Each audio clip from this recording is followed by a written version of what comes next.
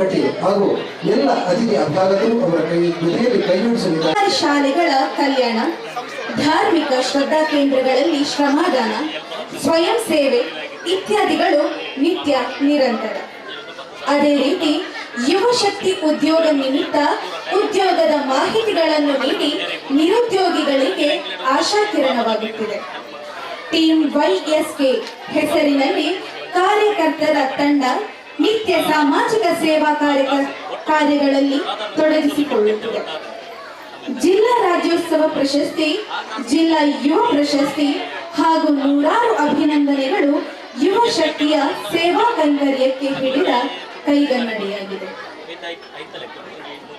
ಇವತ್ತಿನ ಶಿಶು ಮಂದಿರದ ವಾರ್ಷಿಕೋತ್ಸವದ ಸಭಾ ಕಾರ್ಯಕ್ರಮ ಶುಭ ಸಂಸದೆ ಗೈವರಿವರು ವೇದಮೂರ್ತಿ ಹರಿನಾರಾಯಣ ದಾಸ ಆಶ್ರಮರು, ಅನುವಂಶಿಕ ಅರ್ಚಕರು, ಶ್ರೀ ದುರ್ಗಾ ಪರಮೇಶ್ವರಿ ದೇವಸ್ಥಾನ ಕಟ್ಟೆಯರು, ಶ್ರೀ ದುರ್ಗಾ ಮಂಗಳೂರು ವಲಯ, ಶ್ರೀಯುತ ಶ್ರೀಧರ್ ಶೆಟ್ಟಿ ನ್ಯಾಯವಾದಿಗಳು, ಅಧ್ಯಕ್ಷರು ಕುಡಿಂಚ ಸೇವಾ ಪ್ರತಿಷ್ಠಾನ ಮಂಗಳೂರು, ಹಾಗೆ ಇನ್ನೊಬ್ಬರು ಅಭ್ಯರ್ಥಿಗಳಾಗಿ ಶ್ರೀಮತಿ ಪುಷ್ಪಲತಾ UK ನ್ಯಾಯವಾದಿ, ಜಿಲ್ಲಾಧ್ಯಕ್ಷರು ಅಖಿಲ ಭಾರತ ಆದಿ ಭಕ್ತ ಪರಿಷತ್ ಮಂಗಳೂರು, ಹಾಗೆ ಇನ್ನೊಬ್ಬರು ಅಭ್ಯರ್ಥಿತರಾಗಿ ಶ್ರೀಯುತ ಸುನೀಲ್ ಪುತ್ರನ್ ಉಳ್ಳಾಲ ಉದ್ಯಮಿ, ಹಾಗೆ ಇನ್ನೊಬ್ಬರು ಅಭ್ಯರ್ಥಿತರಾಗಿ ಶ್ರೀಯುತ ಕಿಶೋರ್ ಕುಮಾರ್ ಪುತ್ತೂರು ಧಾರ್ಮಿಕ ಮಂದಾಳು, ಹಾಗೆ ಇನ್ನೊಬ್ಬರು ಅಭ್ಯರ್ಥಿತರಾಗಿ ಶ್ರೀಯುತ ಪ್ರಸಾದ್ ಮಂಡ್ಯಾರು. ಹಾಗೆ ಇವತ್ತಿನ ಈ ಒಂದು ನೀರಿನ ಫಿಲ್ಟರ್ ನಮಗೆ ಒದಗಿಸಿಕೊಟ್ಟಂತ ಯುವಶಕ್ತಿ ಸೇವಾ ಪಥ ದಕ್ಷಿಣ ಕನ್ನಡ ಪ್ರಮುಖರಾದಂತಹ ಶ್ರೀಯುತ ಬಾಲಕೃಷ್ಣ ಮುಡಿಪು ಹಾಗೂ ಗಣೇಶ್ ಕೆದಿರಾಯ ಇವರೆಲ್ಲರಿಗೂ ಕೂಡ ನಮ್ಮ ಅಧ್ಯಕ್ಷರು, ಗೌರವಾಧ್ಯಕ್ಷರು ವೇದಿಕೆಗೆ ಕರೆತರಬೇಕಾಗಿ ಎಲ್ಲ ನಮ್ಮ ಶಿಶು ಮಂದಿರದ ಪದಾಧಿಕಾರಿಗಳಲ್ಲಿ ಅಧ್ಯಕ್ಷರಲ್ಲಿ ವಿನಂತಿಯನ್ನು ಮಾಡ್ತಾ ಇದ್ದೇನೆ. ಈ ಒಂದು ಉದ್ಘಾಟನೆಯು ವೇದಮೂರ್ತಿ ಹರಿನಾರಾಯಣ ದಾಸ ಆಶ್ರಮರು ಇವರ ಈ ಒಂದು ಹಸ್ತದಿಂದ ಅತ್ಯಂತ ಸಂಭ್ರಮದಿಂದ ಈ ಕಾರ್ಯಕ್ರಮ ಉದ್ಘಾಟನೆಗೊಂಡಿದೆ. ಈ ಒಂದು ಉದ್ಘಾಟನೆಯನ್ನು ಮಾಡಿದಂತ ಎಲ್ಲ ನಮ್ಮ ಈ ಸಭಾ ಕಾರ್ಯಕ್ರಮದ ಶ್ರೀ ದೇವಸ್ಥಾನ ಕಟ್ಟಿ ಅಧ್ಯಕ್ಷರು ಶ್ರೀಯುತ HK ಪುರುಷೋತ್ತಮ್, ಹಾಗೆ ಮುಖ್ಯ ಬೋಧಕರಿರುವರು ಶ್ರೀಯುತ ಚೆನ್ನಯ್ಯ ಸ್ವಾಮಿ, ಕಾರ್ಯದರ್ಶಿ ಸೇವಾ ಭಾರತಿ ಕರ್ನಾಟಕ ದಕ್ಷಿಣ ಪ್ರಾಂತ, ಮುಖ್ಯ ಅಭ್ಯಾಗತರಾಗಿ ಡಾಕ್ಟರ್ ಪದ್ಮನಾಭ ಕಾಮತ್, ಹೃದಯ ರೋಗ ತಜ್ಞರು KMC ಮಂಗಳೂರು, ಶ್ರೀಯುತ ಕೃಷ್ಣ ಭಟ್ ಕದ್ರಿ ಅಧ್ಯಕ್ಷರು. ಇವತ್ತಿನ ಈ ಒಂದು ನೀರಿನ ಫಿಲ್ಟರ್ ಅನ್ನು ನಮಗೆ ಒದಗಿಸಿಕೊಟ್ಟಂಥ ಯುವಶಕ್ತಿ ಸೇವಾ ಪಥದ ಪ್ರಮುಖರಾದಂಥ ಶ್ರೀಯುತ ಬಾಲಕೃಷ್ಣ ಮುಡಿಪು ಹಾಗೂ ಗಣೇಶ ಕೆದಿಲ ದಯವಿಟ್ಟು ಅವರು ವೇದಿಕೆ ಬರಬೇಕು. ಎಲ್ಲ ಅತಿಥಿ ಅಭ್ಯಾಗತರನ್ನು ಶಿಶು ಮಂದಿರದ ಗೌರವಾಧ್ಯಕ್ಷರು ಹಾಗೂ ಅಧ್ಯಕ್ಷರು ಕರೆತರಬೇಕಾಗಿ ವಿನಂತಿಯನ್ನು ಮಾಡ್ತಿದ್ದೇನೆ. ನಮ್ಮ ಶಿಶು ಮಂದಿರದ ಗೌರವಾಧ್ಯಕ್ಷರಂತ ಶ್ರೀಯುತ ಶಿವರಾಮ್ ಶೆಟ್ಟಿ ಸಂತೆಗುತ್ತು ಇವರು ಕೂಡ ವೇದಿಕೆಯಲ್ಲಿ ಉಪಸ್ಥಿತರಬೇಕಾಗಿ ವಿನಂತಿಯನ್ನು ಮಾಡ್ತಾ ಇದ್ದೇನೆ. ಇವತ್ತು ಕಾರ್ಯಕ್ರಮದ ಒಂದು ಸಣ್ಣ ಬದಲಾವಣೆ, ಇವತ್ತಿನ ಅಧ್ಯಕ್ಷ ಸ್ಥಾನವನ್ನು ಶ್ರೀಯುತ HK ಪುರುಷೋತ್ತಮ್ ಜಿಲ್ಲಾಧ್ಯಕ್ಷರು, ವಿಶ್ವ ಹಿಂದೂ ಪರಿಷತ್ ಮಂಗಳೂರು ಇವರು ಬಾಲ ಭಾಷೆಯಿಂದ ಪ್ರಾಪ್ತಿ ಯಶಿಕಾ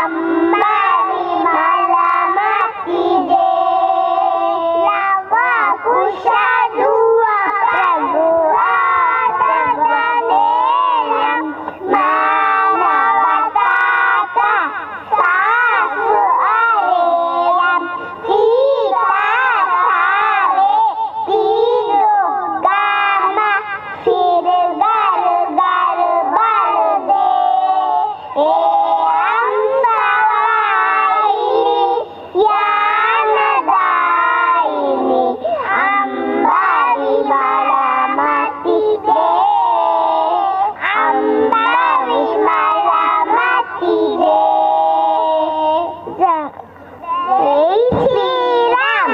ಕೇಶವ ಶಿಶು ಮಂದಿರದ ವಾರ್ಷಿಕೋತ್ಸವಕ್ಕೆ ಆಗಮನಿಸಿದ ಅತಿಥಿಗಳಿಗೂ ಹಾಗೂ ಬಂದಿರುವ ತಮಗೆಲ್ಲರಿಗೂ ಪುಟಾಣವಾಗಿ ಸ್ವಾಗತ ಸುಸ್ವಾಗತ. ಪ್ರಧಾನೇನ ಸರ್ವೇ ತುಷ್ಯಂತಿ ಚಂತವಃ ತಸ್ಮಾತ್ ತದೇವ ವಕ್ತವ್ಯಂ ವಚನೇಕ ದರಿದ್ರತಾ. ಅರ್ಥ, ಒಳ್ಳೆ ಮಾತಿನಿಂದ ಎಲ್ಲ ಪ್ರಾಣಿಗಳಿಗೂ ಆರೋಷ, ಆದ್ದರಿಂದ ಒಳ್ಳೆಯದನ್ನೇ ದುಡಿಯಬೇಕು. ಮಾತಿಗೆ ಬಡತನ. ಸರ್ವಜನ ವಚನ. ವಿದ್ಯೆ ಕಲಿಸದ ತಂದೆ, ಬುದ್ಧಿ ಹೇಳದ ಗುರು, ಬಿದ್ದಿರಲು ಬಂದು ನೋಡಾತ. ಬಿದ್ದಿರಲು ಬಂದು ನೋಡಾತ ತಾಯು ಶುದ್ಧವಲ್ಲಿಗಳು ಸರ್ವಜ್ಞ. ಶುದ್ಧವಲ್ಲಿಗಳು ಸರ್ವಜ್ಞ. ಅತ್ತ, ವಿದ್ದು ಕೊಡದ ತಂದೆ, ಬುದ್ಧಿ ಹೇಳಿ ತಿದ್ದದ ಗುರು, ರೋಗ ಪೀಡಿತನಾದಾಗ ಬಂದು ನೋಡದ ತಾಯು, ಈ ಮೂವರು ಶುದ್ಧ ವೈದ್ಯರು. ಮಂಕುತಿಮ್ಮನ ಕಗ್ಗ. ಮಂಕುತಿಮ್ಮನ ಕಗ್ಗ. ಗೌರವಿಸು ಜೀವನವ, ಗೌರವಿಸು ಚೇತನವ, ಹರದೋ ಜಗವೆಂದು ಭೇದವೆದಿಸದಿರೋ, ಕೊರವದೆ ಜೀವನ ಸಂಪೂರ್ತಿಗೋ ಸುಗನಿನಗೆ, ದಾರಿಯ ಮೋಣದಿಗೆ ಮಂಕುತಿಮ್ಮ ಮಂಕುತಿಮ್ಮ. ಕಬೀರನ ದೋಹೆ. ಧೀಮಹಿ ಚಿರಾನ್ ವೈಭವ್ ಋದ್ವಿತ್ ಅದ್ವಿಕ್. ಕಬೀರನ ದೋವೆ ಚಂದನ ತಂಪು ತಂಪಲ್ಲ, ವಿಮವು ಕೂಡ ತಂಪಲ್ಲ. ಸಾರು ಸಜ್ಜನದ ದೇವಿಯ ಸಂಗ ತಂಪಿನಲ್ಲೂ ತಂಪು, ಕಬೀರ ತಂಪಿನಲ್ಲೂ ತಂಪು. ಜೈ ಶ್ರೀರಾಮ್. ಅಮೃತ ವಚನ. ಅನೇಕವುಗಳು ಅರಳುತ್ತವೆ, ಅರಳಿ ಬಾಡಿ ಉದಿರಿ ಹೋಗುತ್ತವೆ. ಅವನ್ನು ಯಾರು ಲೆಕ್ಕಿಸುತ್ತಾರೆ? ಆದರೆ ಗಜೇಂದ್ರನು ಎಡೆಯ ಪೂಜೆಗೆಂದು ತನ್ನ ಸೊಂಡೆಯಿಂದ ಕಿತ್ತು ಅಪ್ಪಿಸಿದ ತಾವಳೆ ಧನ್ಯ ಪಾವನ. ಅಂತೆ ದೇಶ ಮಾತೆಯ ಬಿಡುಗಡೆಗಾಗಿ ಸಮರ್ಪಿತವಾದ ನಮ್ಮ ಜೀವನ ಪುಷ್ಪಗಳು ಪಾವನವಾದವು. ಸ್ವಾತಂತ್ರ್ಯ ವೀರ ಸಾವರ್ಕರ್. ಅಮೃತ ಬಿಂದು. ಧೀಮಹಿ ವಿಭಾ ಚಿರಾನ್ ಋದ್ವಿತ್ ಧನ್ವಿತ್. ಜೈ ಶ್ರೀರಾಮ್. ಅಮೃತವಿಂದು ಜಲಕಣಗಳು ಸುಲಭ, ಅದನ್ನು ಉಳಿಸಿ ಬೆಳೆಸುವುದು ಕಷ್ಟ. ಇಂದಿನ ಪಂಚಾಂಗ ಭವಿಷ್. ಇಂದಿನ ಪಂಚಾಂಗ ಕಲಿಯುಗಾದ 5125 ಶ್ರೀ ಶಾಲಿವಾನಸಕ್ಕೆ 1945 ಶ್ರೀ ಶುಭಕೃತ ನಾಮ ಸಂವತ್ಸರ ಉತ್ತರಾಯಣ ಹೇಮಂತ ಋತು ಪೌಷ ಮಾಸ ಶುಕ್ಲ ಪಕ್ಷ ದಶಮಿ ತಿಥಿ ಕೃತಿಕೆ ನಕ್ಷತ್ರ ಶನಿವಾರ 2024ನೇ ಸಾವಿರ ಜನವರಿ ತಿಂಗಳ 20ನೇ ದಿನ. ಈ ದಿನ ಎಲ್ಲರಿಗೂ ಶುಭವಾಗಲಿ. ಒಗಟುಗಳು. ಯಶಿಕಾ, ಪ್ರಾಪ್ತಿ, ರಿಷಬ್, ವೈಭವ್, ಸನ್ನಿಧಿ. ಏಳುತ್ತೇವೆ ನೀರಲ್ಲಿ ಉಪ್ಪುತ್ತೆ, ನೀರಲ್ಲಿ ಸಾಯುತ್ತೆ. ಏನುತ್ತರ? ಉಪ್ಪು. ಹಿಡಿದರೆ ಎದೆ ತುಂಬ, ಬಿಟ್ಟರೆ ಬಿಡಿ ತುಂಬ. ಏನುತ್ತರ? ದೀಪ.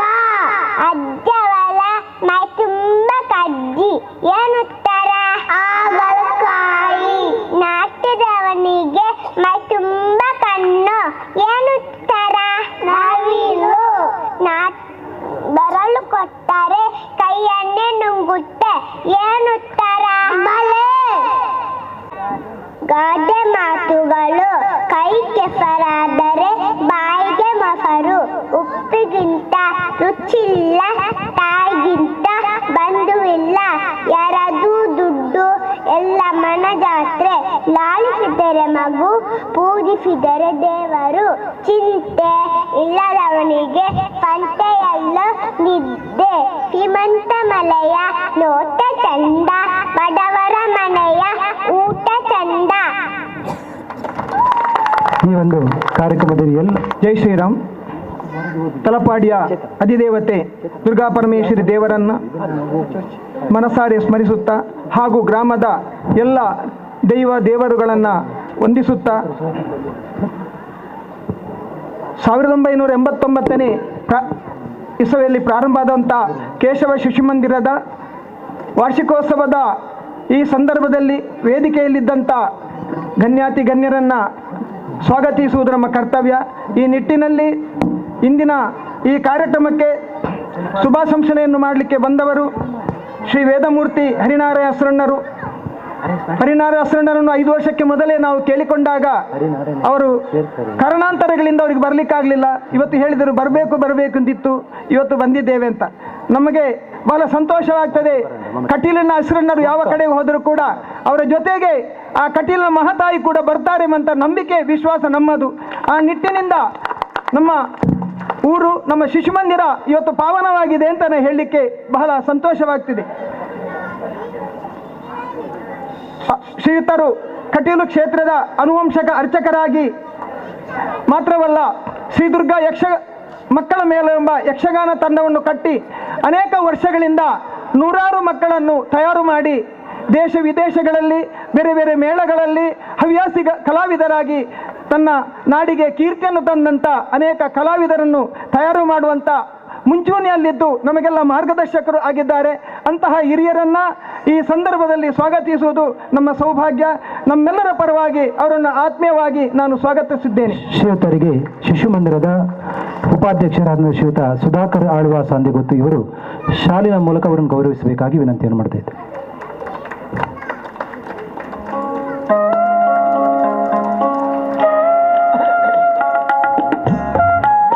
ಇಂದಿನ ಕಾರ್ಯಕ್ರಮದ ಅಧ್ಯಕ್ಷತೆಯನ್ನು ಕೆ.ಎಸ್. ಪುರುಷೋತ್ತಮರು ವಿಶ್ವ ಹಿಂದೂ ಪರಿಷತ್ ಅಧ್ಯಕ್ಷ ವಹಿಸಬೇಕಿತ್ತು.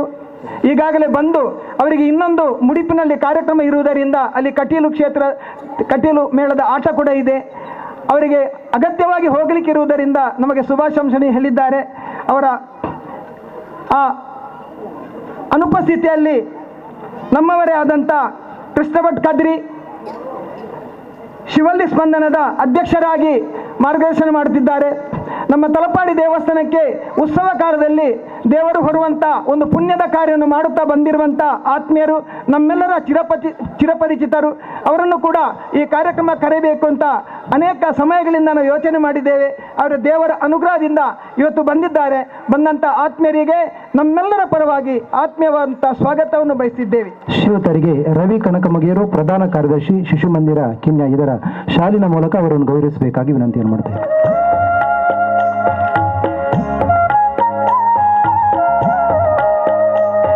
ಹಾಗೆ ಇಂದಿನ ಕಾರ್ಯಕ್ರಮದ ಮುಖ್ಯ ಭೌತಿಕನ್ನು ನೆರವೇರಿಸಲಿಕ್ಕಿರುವವರು ಸಂಘದ ನಮ್ಮೆಲ್ಲರ ಮಾರ್ಗದರ್ಶಕರು, ನಿರಂತರ ಸಂಘದ ಚಟುವಟಿಕೆಯಲ್ಲಿ ತೊಡಗಿಕೊಂಡಿರುವಂತಹ ಶ್ರೀ ಚೆನ್ನಯ್ಯ ಸ್ವಾಮಿ ಅವರು ಬಂದಿದ್ದಾರೆ. ಕಾರ್ಯದರ್ಶಿ ಸೇವಾ ಭಾರತಿ ಕರ್ನಾಟಕ ದಕ್ಷಿಣ ಪ್ರಾಂತ. ನಮ್ಮೆಲ್ಲರ ಪರವಾಗಿ ಅವರನ್ನು ಕೂಡ ಆತ್ಮೀಯವಾಗಿ ಕಾರ್ಯಕ್ರಮಕ್ಕೆ ಸ್ವಾಗತ ಮಾಡುತ್ತಿದ್ದೇನೆ. ಶ್ರೀಯುತರಿಗೆ ಶಿಶು ಮಂದಿರದ ಸದಸ್ಯರಾದಂಥ ಶ್ರೀಯುತ ಮಾಧವ ತಟ್ಟಾಜೆ ಇವರು ಶಾಲಿನ ಮೂಲಕ ಗೌರವಿಸಬೇಕಾಗಿ ವಿನಂತಿಯನ್ನು ಮಾಡ್ತಾ ಇದ್ದಾರೆ.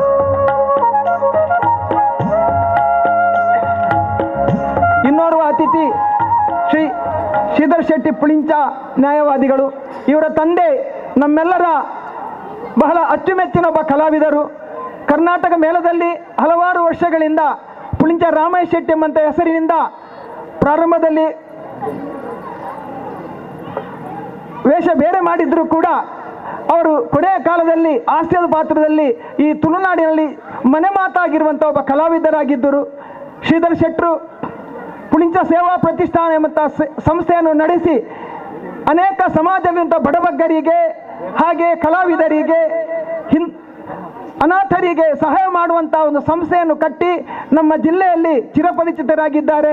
ಅಂತಹ ಒಬ್ಬ ಸೇವಾ ಭಾವನೆ ಇರುವಂಥ ವಕೀಲರು ನ್ಯಾಯವಾದಿಗಳಾದಂತಹ ಶ್ರೀಧರ್ ಶೆಟ್ಟರನ್ನ ನಮ್ಮ ಕಾರ್ಯಕ್ರಮಕ್ಕೆ ಆತ್ಮೀಯವಾಗಿ ನಾನು ಸ್ವಾಗತಿಸಿದ್ದೇನೆ. ಶ್ರೀಯುತರನ್ನು ಶ್ರೀನಿವಾಸ್ ಗಟ್ಟಿ ಸೋವರು ಇವರು ಶಾಲಿನ ಮೂಲಕ ಗೌರವಿಸಬೇಕಾಗಿ ವಿನಂತಿ. ಹಾಗೆ ಇನ್ನೋರ್ವ ಉತ್ಸಾಹಿ ತರುಣ ಬಹಳ ಸಮಯಕ್ಕೆ ಸರಿಯಾಗಿ ಬಂದು ಭಾಗವಹಿಸಿದವರು ಶ್ರೀ ಕಿಶೋರ್ ಕುಮಾರ್ ಪುತ್ತೂರು, ಧಾರ್ಮಿಕ ಮುಂದಾಳುಗಳು ಉದ್ಯಮಿಗಳು ಆಗಿರತಕ್ಕಂಥ ನಮ್ಮ ಆತ್ಮೀಯರು, ಯುವ ತರುಣ, ರಾಜಕೀಯ ಕ್ಷೇತ್ರದಲ್ಲಿ ಕೂಡ ತೊಡಗಿಸಿಕೊಂಡು ನಿಷ್ಠಾವಂತ ಒಬ್ಬ ರಾಜಕೀಯ ಮುಂದಾಳೆಂಬಂಥ ಹೆಸರನ್ನು ಗಳಿಸಿರುವಂಥ ಆತ್ಮೀಯರಿಗೆ ನಮ್ಮೆಲ್ಲರ ಪರವಾಗಿ ಆತ್ಮೀಯವಾದಂಥ ಸ್ವಾಗತವನ್ನು ನೀಡುತ್ತಿದ್ದೇನೆ. ಶ್ರೀಯುತರಿಗೆ ಸುಂದರಂಚನ್ ಸಂಸ್ಥೆಯ ಕೋಶಾಧಿಕಾರಿಯಾದ ಸುಂದರಂಚನ್ ಶಾಲಿನ ಮೂಲಕ ಅವರನ್ನು ಗೌರವಿಸಬೇಕಾಗಿ ವಿನಂತಿಯನ್ನು ಮಾಡ್ತಾ ಇದ್ದೇನೆ.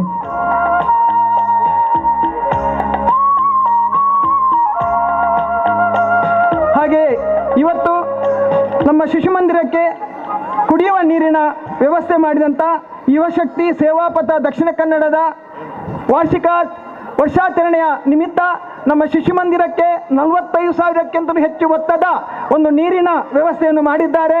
ಅದರ ಮುಖ್ಯಸ್ಥರಾದಂತಹ ಬಾಲಕೃಷ್ಣ ಮುಡಿಪು ಹಾಗೂ ಗಣೇಶ್ ಕೆದಿಲ ಇವರನ್ನ ನಮ್ಮೆಲ್ಲರ ಪರವಾಗಿ ಆತ್ಮೀಯವಾಗಿ ಸ್ವಾಗತ ಮಾಡುತ್ತಾ ಅವರಿಗೆ ಇನ್ನು ಮುಂದೆಯೂ ಇಂತಹ ಸೇವಾ ಚಟುವಟಿಕೆಯನ್ನು ಮಾಡುವಂಥ ಆ ಶಕ್ತಿಯನ್ನು ಭಗವಂತ ಕರುಣಿಸಲೆಂದು ಬೇಡುತ್ತಾ ಅವರಿಬ್ಬರನ್ನು ಕೂಡ ಆತ್ಮೀಯವಾಗಿ ನಮ್ಮೆಲ್ಲರ ಪರವಾಗಿ ಸ್ವಾಗತ ಮಾಡುತ್ತಿದ್ದೇನೆ. ಬಾಲಕೃಷ್ಣ ಮುಡಿಪು ಇವರಿಗೆ ವಿಶ್ವನಾಥ ಮಾಧವಪುರ ಶಾಲಿನ ಮೂಲಕ ಗೌರವಿಸಬೇಕಾಗಿ ವಿನಂತಿಯನ್ನು ಮಾಡ್ತಾ ಇದ್ದೇನೆ. ಹಾಗೆ ಗಣೇಶ ಕೆದಿಲ ಇವರನ್ನು ಕಿರಣ್ ಕಜೆ ಇವರು ಶಾಲಿನ ಮೂಲಕ ಗೌರವಿಸಬೇಕಾಗಿ ವಿನಂತಿಯನ್ನು ಮಾಡ್ತಾ ಇದ್ದೇನೆ.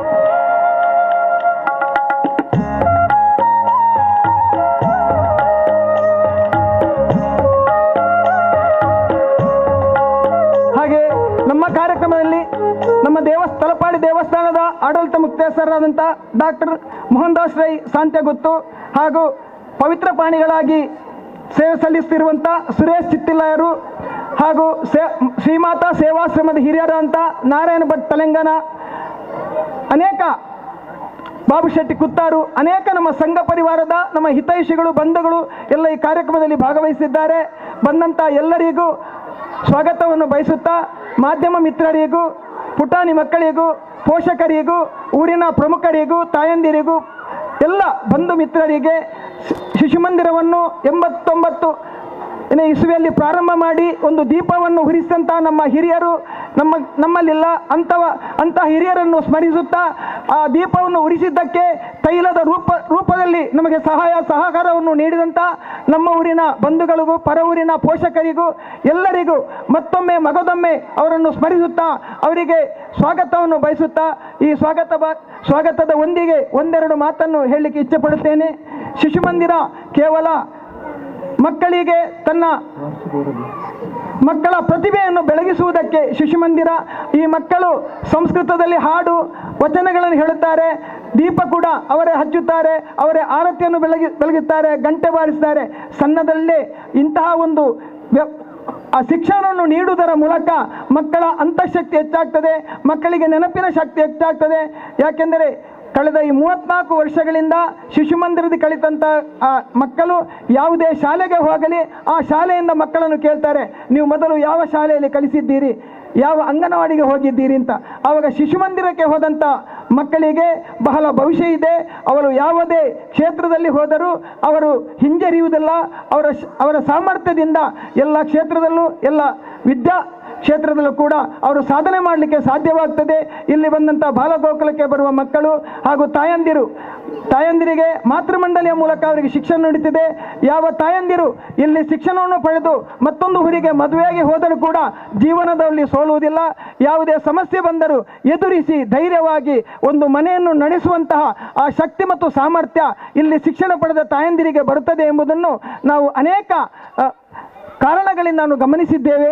ಮತ್ತು ಎಲ್ಲರೂ ಈ ಶಿಶು ಮಂದಿರಕ್ಕೆ ಮುಂದಿನ ದಿನಗಳಲ್ಲಿ ನಾವು 1 ಎಕರೆ ಜಾಗವನ್ನು ಖರೀದಿಸಿ ಭವ್ಯವಾದಂಥ ಸಭಾಂಗಣ, ಮಕ್ಕಳ ಒಂದು ಅಷ್ಟಭುಜದ ಒಂದು ಅಷ್ಟಭುಜದ ಶಿಶು ಮಂದಿರದ ಕಟ್ಟಡ ಇನ್ನಿತರ 10 ಹಲವು ಯೋಜನೆಗಳನ್ನು ನಮ್ಮ ಹಿರಿಯರ ಪ್ರಯತ್ನದಿಂದ ನಾವು ಕೈಗೊಂಡಿದ್ದೇವೆ. ಇದಕ್ಕೆಲ್ಲರೂ ಸಹಾಯ ಮತ್ತು ಸಹಕಾರವನ್ನು ನೀಡಬೇಕು. ಅದರ ಜೊತೆಗೆ ನಾಡದು ಸೋಮವಾರ ತಲಪಾಡಿ ದೇವಸ್ಥಾನದಲ್ಲಿ ಶ್ರೀರಾಮೋತ್ಸವ ಕಾರ್ಯಕ್ರಮ ನಡೆಯಲಿಕ್ಕಿದೆ. ಆ 9 ಗಂಟೆಯಿಂದ ಮಧ್ಯಾಹ್ನ ಭೋಜನದವರೆಗೆ ನಡೆಯುವಂಥ ಎಲ್ಲ ಕಾರ್ಯಕ್ರಮದಲ್ಲೂ ಕಿನ್ಯಾ ತಲಪಾಡಿ ಕೋಟೆಕಾರು ಪರಿಸರದ ಎಲ್ಲ ಭಕ್ತ ಮಹಾಶಯರು ಬಂದು ಈ ಕಾರ್ಯಕ್ರಮದಲ್ಲಿ ಸೇರಿ ಶ್ರೀರಾಮನ ಕೃಪೆಗೆ ಪಾತ್ರರಾಗಬೇಕಂತ ಕೇಳಿಕೊಳ್ಳುತ್ತಾ ಈ ಸ್ವಾಗತ ಮತ್ತು ಪ್ರಸ್ತಾವನೆಯನ್ನು ಮುಗಿಸ್ತೇನೆ. ಜೈ ಶ್ರೀರಾಮ್. ವರದಿ 2023-24 ಸನ್ಮಾನ್ಯ ಸಭಾಧ್ಯಕ್ಷರೇ, ವೇದಿಕೆಯಲ್ಲಿ ಉಪಸ್ಥಿತರಿರುವ ಅತಿಥಿ ಅಭ್ಯಾಗತರೇ, ಕಾರ್ಯಕ್ರಮಕ್ಕೆ ಆಗಮಿಸಿದ ಊರ ಪರವೂರ ಬಂಧು ಭಗಿನಿಯರೇ, ಶ್ರದ್ಧೆಯ ಮಾತೆಯರೇ, ಪುಟಾಣಿ ಮಕ್ಕಳೇ, ಆರಾಧ್ಯ ಮಾತೆ ಶ್ರೀ ದುರ್ಗಾ ಪರಮೇಶ್ವರಿ ದೇವಿಯನ್ನು ಮನಸಾರೆ ಸ್ಮರಿಸುತ್ತಾ 2023-24ನೇ ವಾರ್ಷಿಕ ವರದಿಯನ್ನು ನಿಮ್ಮ ಮುಂದಿಡಲು ಸಂತೋಷಪಡುತ್ತೇನೆ. ಶಿಶು ಮಂದಿರದ ಪರಿಚಯ ಹಾಗೂ ನಡೆದು ಬಂದ ದಾರಿ. ರಾಷ್ಟ್ರೀಯ ಸ್ವಯಂ ಸೇವಕ ಸಂಘದ ಪರಿವಾರ ಸಂಘಟನೆ ಹಿಂದೂ ಸೇವಾ ಪ್ರತಿಷ್ಠಾನ ಬೆಂಗಳೂರು ಇದರ ಮಾರ್ಗದರ್ಶನದಲ್ಲಿ ಡಾಕ್ಟರ್ ಕೇಶವ ಬಲಿರಾಮ್ ಹೆಡ್ಗೇವಾರ್ ಜನ್ಮಶತಾಬ್ದಿ ನಿಮಿತ್ತ ಸೇವಾ ಚಟುವಟಿಕೆಗಳನ್ನು ನಡೆಸಲು ಕಿನ್ಯ ಗ್ರಾಮದಲ್ಲಿ ಶಿಶು ಮಂದಿರವನ್ನು ಪ್ರಾರಂಭಿಸಲಾಯಿತು. ಸಂಘದ ಅಂದಿನ ಉಳ್ಳಾಲ ಕಾರ್ಯವಾಹರಾಗಿದ್ದ ಅಶೋಕ್ ಬಾಡಿ ಉಚ್ಚಿಲ ಇವರ ನೇತೃತ್ವದಲ್ಲಿ ಊರಿನ ಹಿರಿಯರಾದ ದಿವಂಗತ ಎಂ ಸುಂದರಗಟ್ಟಿ, ದಿವಂಗತ ಮಹಾಬಲಾಳ್ವ ಸಾಂತ್ಯಗುತ್ತು, ದಿವಂಗತ ರಾಮದಾಸ್ ಭಟ್, ದಿವಂಗತ ವಿ ಸತ್ಯವತಿ ಮಾರ್ಲಾ ಹಾಗೂ ಕಾರ್ಯಕರ್ತರಾದ ನಾರಾಯಣ ಕಜೆ, ಮೋಹನ್ ದಾಸ್ ಜಿ ಶೆಟ್ಟಿ, ಕೆ ವಾಸುಮಿತ್ತಡ್ ಅಲ್ಲದೆ ಉತ್ಸಾಹಿ ತರುಣರ ಸಹಕಾರದಿಂದ 1989ನೇ ಜುಲೈ 4ರಂದು ಶಿಶು ಮಂದಿರವು ವಿದ್ಯುಕ್ತವಾಗಿ ಆರಂಭವಾಯಿತು. 1993ರಲ್ಲಿ ಊರಿನ ದಾನಿಗಳ ಸಹಕಾರದಿಂದ 10 ಸೆಂಟ್ ಸ್ಥಳವನ್ನು ಖರೀದಿಸಿ ದಿವಂಗತ ರಮೇಶ್ ಕುಮಾರ್ ಜೈನ್ ಇವರ ಸಹಕಾರದಿಂದ ಸ್ವಂತ ಕಟ್ಟಡವನ್ನು ರಚಿಸಿ 13/1/1994ರಂದು ಪೇಜಾವರ ಶ್ರೀ ಶ್ರೀ ಶ್ರೀ ವಿಶ್ವೇಶ ತೀರ್ಥ ಶ್ರೀಪಾದಂಗಳವರಿಂದ ಉದ್ಘಾಟನೆ ಹೊಂದಿತು. ಶಿಶು ಮಂದಿರದ ದಶಮಾನೋತ್ಸವದ ನೆನಪಿಗಾಗಿ ದಿವಂಗತ ರಮೇಶ್ ಕುಮಾರ್ ಜೈನ್ರವರ ತಾಯಿ ಭಗವತಿ ದೇವಿಯ ಸ್ಮರಣಾರ್ಥ ಕಿರಿಯ ಮಗನಾದ ಶ್ರೀ ಸುರೇಶ್ ಕುಮಾರ್ ಜೈನ್ ಇವರ ಸಹಕಾರದಿಂದ ಮೇಲಂತಸ್ತು ನಿರ್ಮಾಣವಾಗಿ ಕೊಲ್ಯ ಶ್ರೀ ಶ್ರೀ ಶ್ರೀ ರಮಾನಂದ ಸ್ವಾಮೀಜಿಗಳಿಂದ ಉದ್ಘಾಟಿಸಲ್ಪಟ್ಟಿತ್ತು. 2014ರಲ್ಲಿ ಶಿಶು ಮಂದಿರವು ರಜತ ಮಹೋತ್ಸವವನ್ನು 2 ದಿನಗಳ ಕಾರ್ಯಕ್ರಮಗಳ ಮೂಲಕ ಆಚರಿಸಲಾಯಿತು. ಶಿಶು ಮಂದಿರವು ಅನೇಕ ಕಾರ್ಯಕ್ರಮಗಳನ್ನು ಚಟುವಟಿಕೆಗಳನ್ನು ನಡೆಸುತ್ತಿದ್ದು ಇದೀಗ 35ನೇ ವಾರ್ಷಿಕೋತ್ಸವವನ್ನು ಆಚರಿಸುತ್ತಿದ್ದೇವೆ. ಈ ಶಿಶು ಮಂದಿರದಲ್ಲಿ 3 ರಿಂದ 6 ವರ್ಷದವರೆಗಿನ ಮಕ್ಕಳಿಗೆ ಶಿಶು ಶಿಕ್ಷಣ ಆಧಾರಿತ ಪಠ್ಯಕ್ರಮದ ಜೊತೆಗೆ ಉತ್ತರ ಸಂಸ್ಕಾರವನ್ನು ಕಲಿಸಿಕೊಡಲಾಗುವುದು. ಅಲ್ಲದೆ ಮಾತೃಮಂಡಳಿ, ಸ್ವಸಹಾಯ ಸಂಘ, ಬಾಲಗೋಕುಲ ಮುಂತಾದ ಚಟುವಟಿಕೆಗಳನ್ನು ನಡೆಸಲಾಗುತ್ತಿದೆ. ಈಗ ಮಾತಾಜಿಯಾಗಿ ಸ್ಥಳೀಯರಾದ ಶ್ರೀಮತಿ ಶೋಭಾ ಕಜೆ ಹಾಗೂ ಸಹಾಯಕಿಯಾಗಿ ವೇದವತಿ ಕೊಂಡಾಣ ಕಾರ್ಯನಿರ್ವಹಿಸುತ್ತಿದ್ದಾರೆ. ಈ ವರ್ಷ 8 ಹೆಣ್ಣು ಮಕ್ಕಳು, 23 ಗಂಡು ಮಕ್ಕಳು, ಒಟ್ಟು 31 ಮಕ್ಕಳು ಶಿಕ್ಷಣ ಪಡೆಯುತ್ತಿದ್ದಾರೆ. ಕಾರ್ಯಕ್ರಮಗಳು ಹಾಗೂ ಚಟುವಟಿಕೆಗಳು. ಕಳೆದ ವರ್ಷದ ವಾರ್ಷಿಕೋತ್ಸವವನ್ನು ತಾರೀಖು 21/1/2023ನೇ ಶನಿವಾರದಂದು ನಡೆಸಲಾಯಿತು. ಕಾರ್ಯಕ್ರಮದ ವೇದಿಕೆಯಲ್ಲಿ ಅಧ್ಯಕ್ಷತೆಯನ್ನು ಶ್ರೀ ರವಿಶಂಕರ್ ಮಿಜಾರ್, ಅಧ್ಯಕ್ಷರು ಮಂಗಳೂರು ನಗರಾಭಿವೃದ್ಧಿ ಪ್ರಾಧಿಕಾರ ಇವರು ವಹಿಸಿದ್ದರು. ಮುಖ್ಯ ಬೋಧಿಕನು ರಾಷ್ಟ್ರೀಯ ಸ್ವಯಂ ಸೇವಕ ಸಂಘದ ಮಾನ್ಯ ಸಂಘಚಾಲಕರು ಮಂಗಳೂರು ವಿಭಾಗದ ಗೋಪಾಲ್ ಚೆಟ್ಟಿಯಾರ್ ನಡೆಸಿಕೊಟ್ಟರು. ಅಲ್ಲದೆ ಮುಖ್ಯ ಅತಿಥಿಗಳಾಗಿ ಮಂಗಳೂರು ಯೂನಿವರ್ಸಿಟಿಯ doctor ML Dharma, Indian red cross ಸೊಸೈಟಿಯ ಚೇರ್ಮನ್ CA ಶಾಂತರಾಮ್ ಶೆಟ್ಟಿ, ಭಾರತೀಯ ಅಂಚೆ ಪಾಲಕರು ವಿಜಯ ಮಂಗಳೂರು ವಿಭಾಗದ ಶ್ರೀಮತಿ ಮಂಗಳ ಆರ್ ಪ್ರಭು ಹಾಗೂ ಪ್ರಗತಿಪರ ಕೃಷಿಕರಾದ ಶ್ರೀ ಆನಂದ ಬೆಳ್ಳೂರು ಪಾವೂರು ಮೊದಲಾದವರು ಭಾಗವಹಿಸಿದ್ದರು. ನಂತರ ಶಿಶು ಮಂದಿರದ ಮಕ್ಕಳಿಂದ ಪ್ರತಿಭಾ ಪ್ರದರ್ಶನ ಹಾಗೂ ಬಾಲಗೋಕುಲದ ಮಕ್ಕಳಿಂದ ಸಾಂಸ್ಕೃತಿಕ ಕಾರ್ಯಕ್ರಮಗಳನ್ನು ಹಮ್ಮಿಕೊಳ್ಳಲಾಗಿತ್ತು. 25/2/23ರಂದು ಶಿಶು ಮಂದಿರದಲ್ಲಿ ಮಕ್ಕಳ ಸಾಮೂಹಿಕ ಹುಟ್ಟುಹಬ್ಬ ಹಾಗೂ ತಾಯಂದಿರ ಪಾದಪೂಜಾ ಕಾರ್ಯಕ್ರಮ ಹಮ್ಮಿಕೊಳ್ಳಲಾಗಿತ್ತು. ಈ ಕಾರ್ಯಕ್ರಮದಲ್ಲಿ ಕಲ್ಲಡ್ಕ ಶ್ರೀರಾಮ ಶಿಶು ಮಂದಿರದ ವ್ಯವಸ್ಥಾಪಕಿಯಾದ ಸುಧಾ SN ಭಟ್ ಕಶಕೋಡಿ ಮಕ್ಕಳಿಗೆ ಹಾಗೂ ತಾಯಂದರಿಗೆ ಮಾರ್ಗದರ್ಶನ ನೀಡಿದರು. ತಾರೀಖು 7/3/23ರಂದು ಶ್ರೀಮಾತಾ ಸೇವಾ ಸಮಿತಿ ಕಿನ್ಯ ಕೋಟೆಕಾರ್ ಹಾಗೂ ಶಿಶು ಮಂದಿರದ ಸಹಕಾರದೊಂದಿಗೆ ಪರಿಸರದ ಶ್ರೇಯೋಭಿವೃದ್ಧಿಗಾಗಿ ಯೋಗಾಚಾರ್ಯ ಪುಂಡರೀಕ್ಷ ಬೆಳ್ಳೂರು ಇವರ ಮಾರ್ಗದರ್ಶನದಲ್ಲಿ ಶಿಶು ಮಂದಿರದ ಸಭಾಂಗಣದಲ್ಲಿ ದುರ್ಗಾ ನಮಸ್ಕಾರ ಪೂಜೆಯನ್ನು ನಡೆಸಲಾಗಿತ್ತು. ದಿನಾಂಕ 16/4/2023ನೇ ಆದಿತ್ಯವಾರ ಬೆಳಿಗ್ಗೆ 9 ಗಂಟೆಯಿಂದ ಮಧ್ಯಾಹ್ನ 1 ಗಂಟೆಯವರೆಗೆ ಸ್ತ್ರೀ ಸಂಸ್ಕೃತಿ ಪ್ರಶಿಕ್ಷಣ ಶಿಬಿರವನ್ನು ಆಯೋಜಿಸಲಾಗಿತ್ತು. ಈ ಶಿಬಿರದಲ್ಲಿ ದೇರಳಕಟ್ಟೆಯ KSM ಹೆಗ್ಡೆ ಆಸ್ಪತ್ರೆಯ ಡಾಕ್ಟರ್ ಸಂಸ್ಕೃತಿ ಶೆಟ್ಟಿ ಹಾಗೂ ರಾಧಾ ಒಳ್ಳೆಯವರು ಹದಿಹರೆಯದ ಹೆಣ್ಣು ಮಕ್ಕಳಿಗೆ ಮಾರ್ಗದರ್ಶನ ಮಾಡಿದರು. ಇದೇ ದಿನಾಂಕದಿಂದ 22ನೇ ತಾರೀಕಿನವರೆಗೆ 7 ದಿನಗಳ ಕಾಲ ಮಕ್ಕಳಿಗೆ ಬೇಸಿಗೆ ಶಿಬಿರವನ್ನು ಹಮ್ಮಿಕೊಳ್ಳಲಾಗಿತ್ತು. ಈ ಶಿಬಿರದ ಉದ್ಘಾಟನೆಯಲ್ಲಿ ಪ್ರೊಫೆಸರ್ MB ಪುರಾಣಿಕ್ ಹಾಗೂ ಗಣೇಶ್ ಭಟ್ ಪಂಜಾಳ, ಡಾಕ್ಟರ್ ಮೋಹನ್ದಾಸ್ ರೈ, ಶ್ರೀಮತಿ ಸಂಧ್ಯಾ ಹಾಗೂ ಶ್ರೀ ಸುಬ್ರಾಯ ನಂದೋಡಿ ಅವರು ಭಾಗವಹಿಸಿದ್ದರು. ಶಿಬಿರದಲ್ಲಿ ಮಕ್ಕಳಿಗೆ ಬೇಕಾದ ಅನೇಕ ಮೌಲ್ಯಯುತ ವಿಷಯಗಳನ್ನು ಅಳವಡಿಸಲಾಗಿತ್ತು. ಅಲ್ಲದೆ ಮಕ್ಕಳಿಗೆ ಹೊರ ಸಂಚಾರವನ್ನು ಹಮ್ಮಿಕೊಳ್ಳಲಾಗಿತ್ತು. ಸಮಾರೋಪದಲ್ಲಿ ಡಾಕ್ಟರ್ ವಾಮನ್ ಶಣೈ ಸಮಾರೋಪ ಭಾಷಣ ಮಾಡಿದರು. ವೇದಿಕೆಯಲ್ಲಿ ಶ್ರೀಮತಿ ಪಿ ಸುಜಾತ ಶಣೈ, ರಾಜಾರಾಮ್ ಮಡ್ಯಂತ, ನಿತ್ಯಾನಂದ ಭಂಡಾರಿ, ಶ್ರೀಮತಿ ಆಶಾ ಪಿ ಶೆಟ್ಟಿ, ನಯನಪಾರ್ಥ ಸರತಿ ಮೊದಲಾದವರು ವೇದಿಕೆಯಲ್ಲಿದ್ದರು. ಈ ಶಿಬಿರವನ್ನು ದುರ್ಗಾಪರಮೇಶ್ವರಿ ದೇವಸ್ಥಾನ ವ್ಯವಸ್ಥಾಪನಾ ಸಮಿತಿ ಹಾಗೂ ಶಿಶು ಮಂದಿರದ ಜಂಟಿ ಆಶ್ರಯದಲ್ಲಿ ನಡೆಸಲಾಯಿತು. ತಾರೀಕು 29/5/2023 ಗಣಹೋಮ ವಿದ್ಯಾರಂಭದೊಂದಿಗೆ ಶಿಶು ಮಂದಿರದ ಶೈಕ್ಷಣಿಕ ವರ್ಷವು ವಿದ್ಯುಕ್ತವಾಗಿ ಆರಂಭವಾಯಿತು. ಈ ಸಂದರ್ಭದಲ್ಲಿ ಮಕ್ಕಳಿಗೆ ಅಕ್ಷರಾಭ್ಯಾಸ ನಡೆಸಲಾಯಿತು. ದಿನಾಂಕ 20/7/23 ಶಿಶು ಮಂದಿರದಲ್ಲಿ ಪಾಲಕರ ಸಭೆ ನಡೆಯಿತು. ಸಭೆಯಲ್ಲಿ ಪರ್ಯಾವರಣ ಸಂಯೋಜಕರಾದ ಚಂದ್ರಾಸ್ ಮಾಸ್ಟರ್ ಹಾಗೂ ಇನ್ನೊಬ್ಬ ಅತಿಥಿಯಾದ ರವಿ ಚಂದ್ರ ಕುಂಪಲ ಉಪಸ್ಥಿತರಿದ್ದರು. 25/8/23 ಕೇಶವ ಶಿಶು ಮಂದಿರದ ಮಾತೃಮಂಡಳಿಯ ವತಿಯಿಂದ ದುರ್ಗಾಪರಮೇಶ್ವರಿ ದೇವಸ್ಥಾನದಲ್ಲಿ ಸಾಮೂಹಿಕ ವರಮಹಾಲಕ್ಷ್ಮಿ ವ್ರತಾಚರಣೆ ನಡೆಯಿತು. ಈ ಕಾರ್ಯಕ್ರಮದ ಪೂರ್ವಭಾವಿಯಾಗಿ ಸುಮಾರು 3 ಗ್ರಾಮಗಳಲ್ಲಿ 1500ಕ್ಕಿಂತಲೂ ಹೆಚ್ಚು ಮನೆ ಸಂಪರ್ಕ ಮಾಡಿ 1700ಕ್ಕಿಂತಲೂ ಹೆಚ್ಚು ಪೂಜಾ ಸೇವೆಯನ್ನು ಮಾಡಿಸಿದ್ದರು. ಈ ಸಂದರ್ಭದಲ್ಲಿ ಧಾರ್ಮಿಕ ಉಪನ್ಯಾಸದಲ್ಲಿ ಕುಟುಂಬ ಪ್ರಬೋಧನಾ ಪ್ರಮುಖರಾದ ಗಜಾನನ ಪೈ ಭಾಗವಹಿಸಿದ್ದರು. ಕ್ಯಾಂಪ್ಕೋ ಸಂಸ್ಥೆಯ ಕಿಶೋರ್ ಕುಮಾರ್ ಕೊಡ್ಗಿ, ಉದಯ್ ಕುಮಾರ್, ಶಶಿರೇಖಾ ದಂಪತಿಗಳು, ಮೋಹನ್ದಾಸ್ ರೈ, ಗಣೇಶ್ ಭಟ್ ವೇದಿಕೆಯಲ್ಲಿ ಉಪಸ್ಥಿತರಿದ್ದರು. ಕಾರ್ಯಕ್ರಮದಲ್ಲಿ 2000 ಜನರಿಗೆ ಅನ್ನ ಸಂತರ್ಪಣೆ ನಡೆಯಿತು. 38/23 ರಕ್ಷಾಬಂಧನ ಕಾರ್ಯಕ್ರಮ ನಡೆಯಿತು. ಮಾತೃಮಂಡಳಿಯವರು ರಕ್ಷಕ ಠಾಣೆ ಉಳ್ಳಾಲ ಹಾಗೂ ಶಿಶುಮಂದಿರದ ಹಿತೈಷಿಗಳಿಗೆ ರಕ್ಷೆ ಕಟ್ಟಿ ಸಹೋದರತ್ವ ಮೆರೆದರು. 6/9/2023 ಶ್ರೀಕೃಷ್ಣ ಜನ್ಮಾಷ್ಟಮಿಯನ್ನು ತೊಟ್ಟಿಲೋತ್ಸವ ಶೋಭಾಯಾತ್ರೆ ಕಾರ್ಯಕ್ರಮದೊಂದಿಗೆ ಹಮ್ಮಿಕೊಳ್ಳಲಾಗಿತ್ತು. ಪುಟ್ಟ ಮಕ್ಕಳು ಕೃಷ್ಣ ರಾಧೆಯರ ವೇಷ ಧರಿಸಿ ಸಾಂಸ್ಕೃತಿಕ ಉತ್ಸವ ಕಾರ್ಯಕ್ರಮಗಳು ನಡೆಸಿದರು.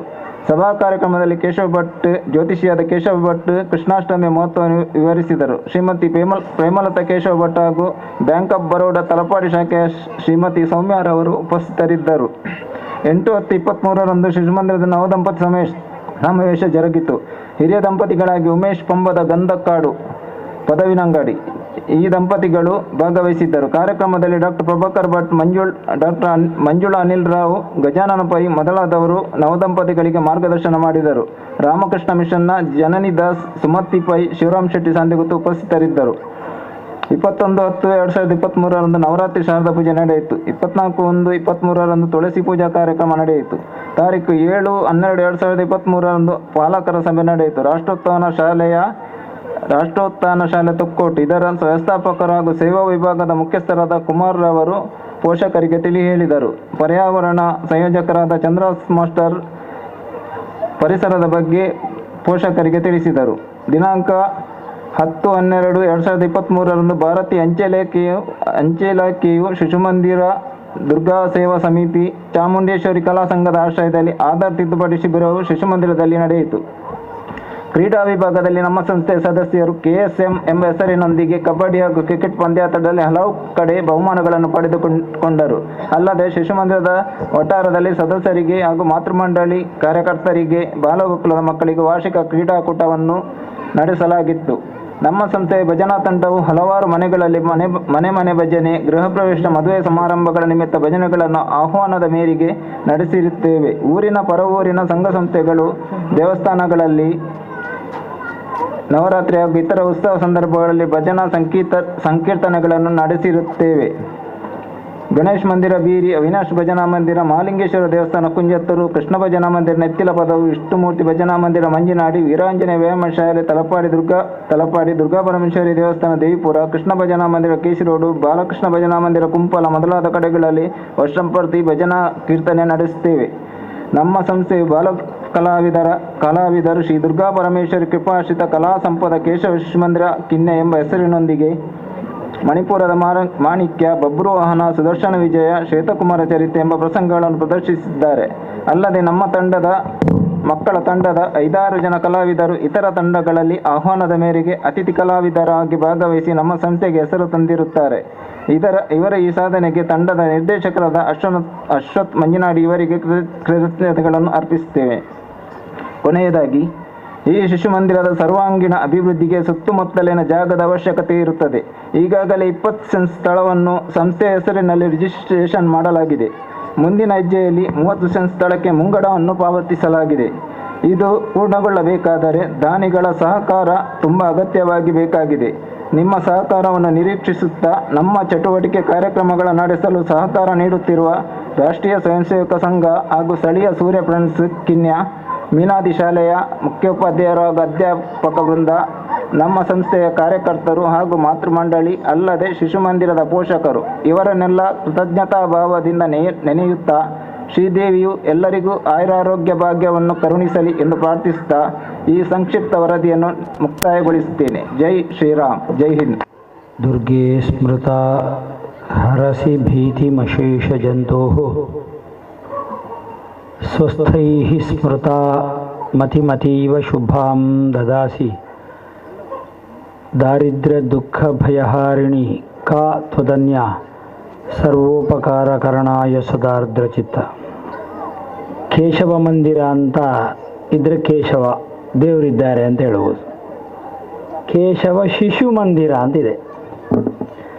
ಹಾಗಿದ್ರೆ ದೇವರಿದ್ದಾರ, ಯಾಕೆ ಮಂದಿರ ಅಂತ ಕೊಟ್ಟರು ಎನ್ನುವ ಯೋಚನೆ ನಮಗೆ ಬರ್ಬೋದು.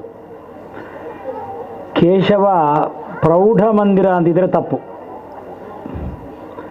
ಆದರೆ ಕೇಶವ ಶಿಶು ಮಂದಿರ ಹೇಳಿದರೆ ಸರಿ. ಯಾಕೆ ಹೇಳಿದರೆ ಮಕ್ಕಳು ಹೇಗಿರ್ತಾರೆ ಎನ್ನುವುದನ್ನು ನೋಡುವುದು ಒಂದೇ, ದೇವರು ಹೇಗಿದ್ದಾರೆ ಅಂತ ನೋಡುವುದು ಒಂದೇ. ಒಂದು ಮಾತ್ರ ವ್ಯತ್ಯಾಸ, ದೇವರಿಗೆ ಜ್ಞಾನ ಇದೆ, ಮಕ್ಕಳಿಗೆ ಜ್ಞಾನ ಕಡಿಮೆ. ಅದು ಬಿಟ್ಟರೆ ಮತ್ತೆಲ್ಲ ದೇವರು ಮತ್ತು ಮಕ್ಕಳು ಒಂದೇ ಲೆಕ್ಕ. ಭಗವಂತನನ್ನು ಬಿಂಬ, ನಮ್ಮನ್ನು ಪ್ರತಿಬಿಂಬ ಅಂತ ನಾವು ಸಂಕಲ್ಪಿಸಿ ಪೂಜಿಸುವುದು ನನ್ನ ಶಾಸ್ತ್ರ.